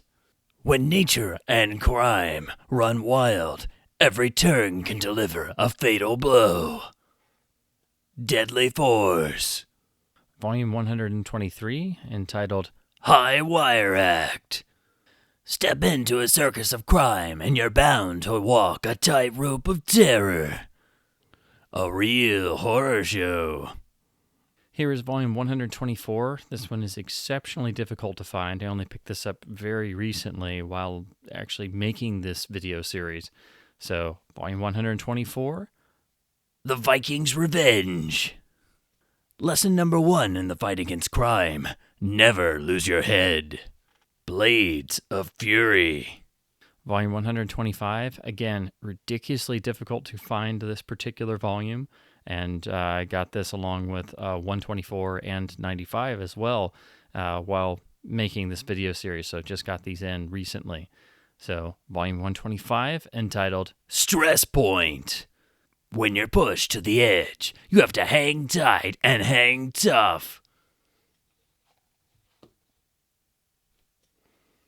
believe this title was taken at some point or another. Tower of Terror. Here is volume 126, the penultimate case file, entitled Fire in the Sky. I think they did improve their tagline writing, which, of course, this one has When crime takes off, danger always takes control. much better tagline. And, of course, they tuck it in this little red box underneath the title in yellow. So, again, I feel like this, with the sort of stenciled logo and the cover design layout and the sort of depth of the color where it's got the really dark black levels and stuff like that, is very tied into the digest for about, the volumes, 140s, 150s, with the yellow spines. These, of course, have red spines, so again, they don't match on a shelf, but they did go back to the standard spine of the original blue spines, which is really weird. And then they printed the Casefiles logo in blue, but then they have the numbering and the author name in yellow and the title in white. So it's really strange that they went back to the original design, but then changed all the color. So again, they could have at least kept the spines uniform. I don't know why they wouldn't do that. So these are another weird hybrid that, again, stick out like a sore thumb on a shelf. So you have 104 books that all match, and then the last ones are just all over the place. And then the rear covers, instead of being blue, are this sort of light purple. Again, why, I have no idea. They look okay, but with the purple, it doesn't match the blue, and again, it really sticks out, and it's very annoying. It's like they could have very easily made it dark blue and at least had one part that matched the first 104 volumes, but no, you can't have that. That'd be too easy. Destination Disaster.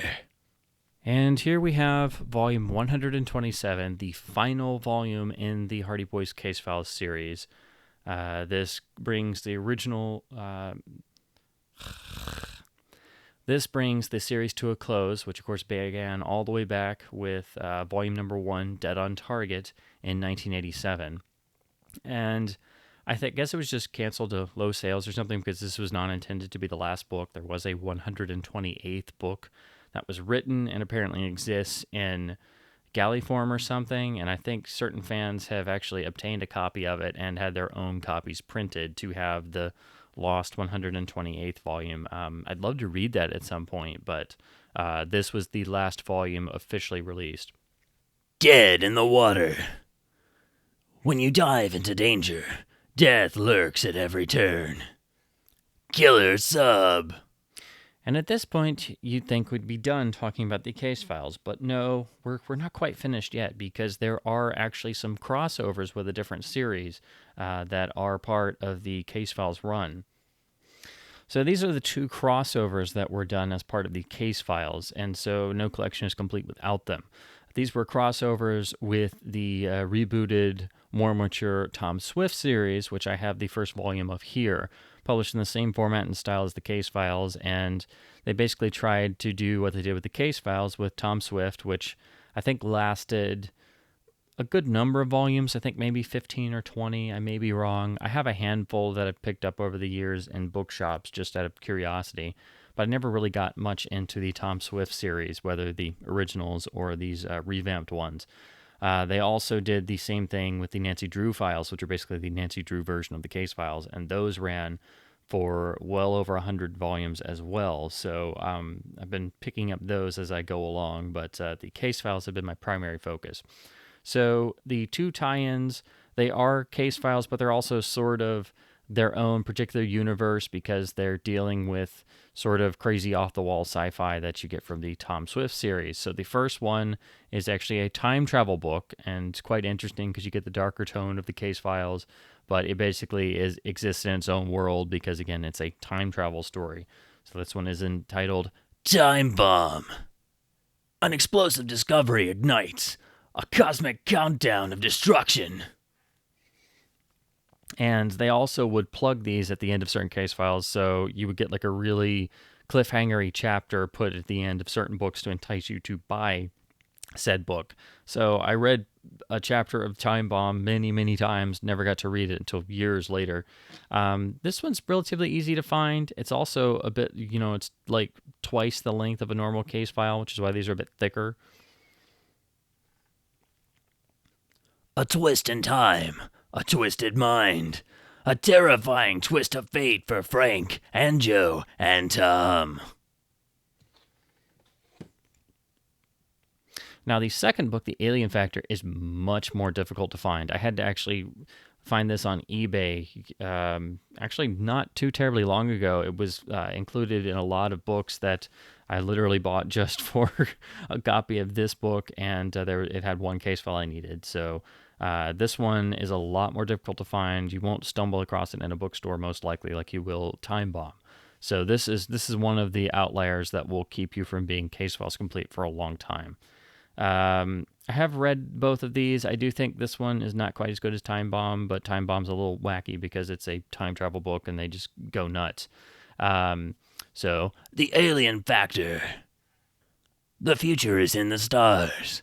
The possibilities unlimited. The danger beyond belief.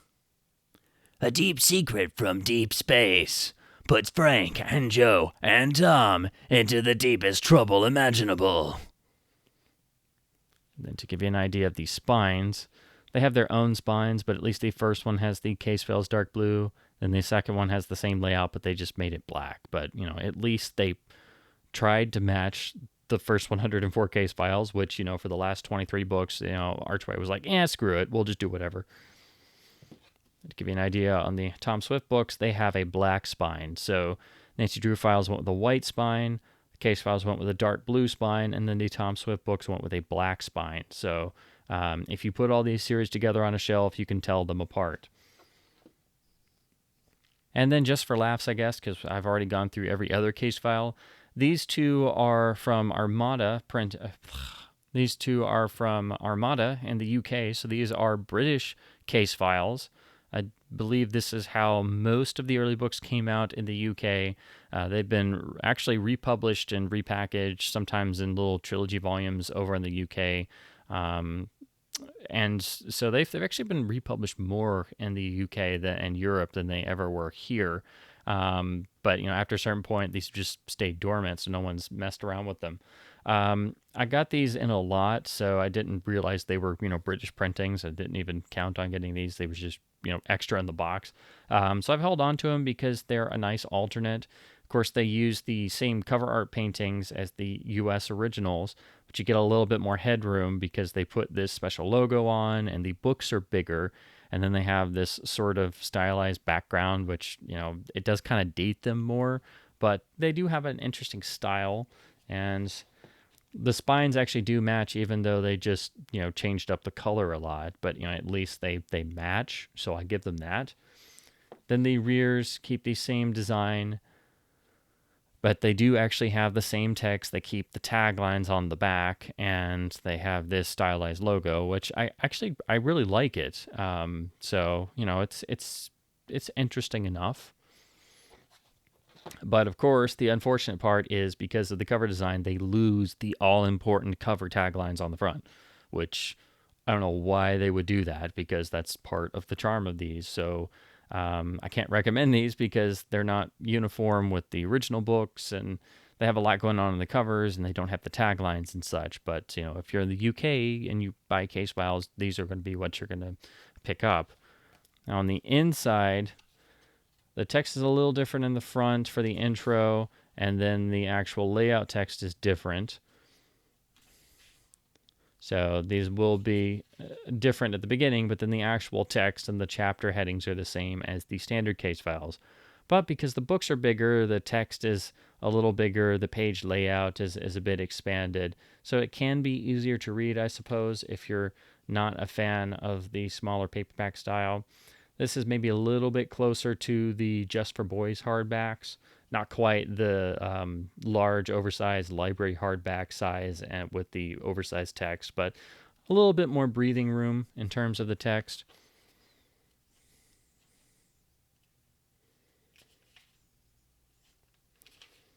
This one I think had water damage at some point because it's a little ruffled, but these are interesting alternates that most people aren't going to go over. And like I said, I just picked them up in a lot years ago when I started really trying to complete my case files run, and I've just hung on to them because it's interesting to have the British alternates. So this does it for my case files collection. Hopefully this was entertaining or informative for those trying to complete their case files run, or if you've never heard of the series, maybe you're interested in checking out some of the volumes now. I really appreciate these books. I always enjoy going back and rereading various ones. It's nice to have a sort of darker approach, and this is much more in line with what a modern movie adaptation would probably do to try and modernize it. They would most likely try and darken everything and add much more gravitas. But what I always appreciate about these is that it felt intrinsic to the world they created. It wasn't just dark for darkness' sake.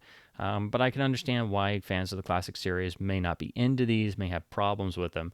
But because it's its own separate series, basically you can look at it like an alternate universe, or how you do in comics with the different versions of Earth. So you can have entirely different story arc runs in different comic lines, and it exists in its own world.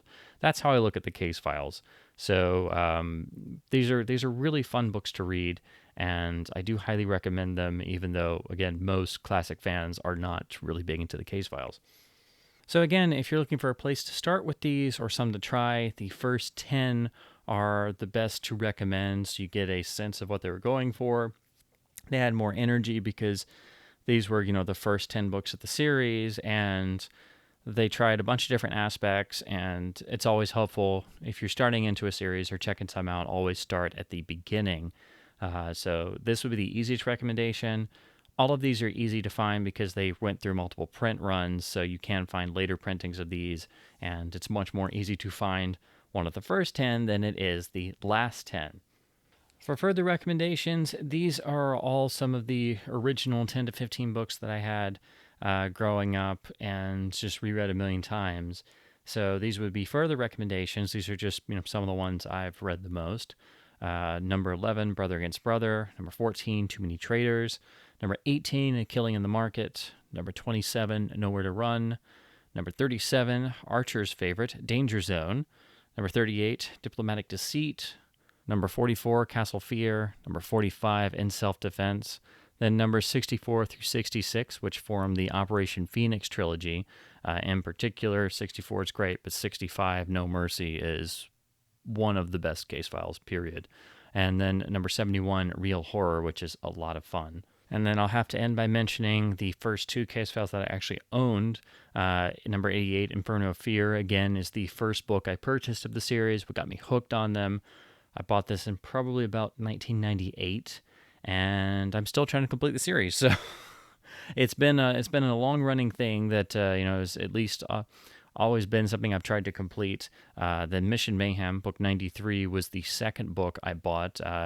Remember, I believe I bought it at a Books A Million, and still to this day wish I had bought all the ones I had on the shelf, and wish I had started buying more of these when they were still sort of in print and available. But I'm very close to completing the run now, as you can see by this video. I'm only a few books away now, and so it's been something I've been working on ever since I was a kid, and I still enjoy going back and rereading some of these. And when I do finally complete the run, I will do a chronological read through and finally be able to sit down and start at book one plus the two crossovers and read all the way through to 127. So, with that being said, again, I hope you found this informative. Maybe we'll track down and relive case files if you read them as growing up, or if you've never come across these. They're a lot of fun, whether you're a fan of the Hardy Boys or not. The best of them have really great fun ideas. It's interesting to see what references they pulled from pop culture, and you just don't quite get this level of a action series for teens in this sort of way that ran, especially you won't get something that runs for 127 volumes anymore. So these are still a lot of fun. I have great nostalgia for them, and I'm still trying to complete the run. And it's a great fun thing to collect too. So I highly recommend these. So thank you so very much for watching, and stay tuned for more Hardy Boys videos.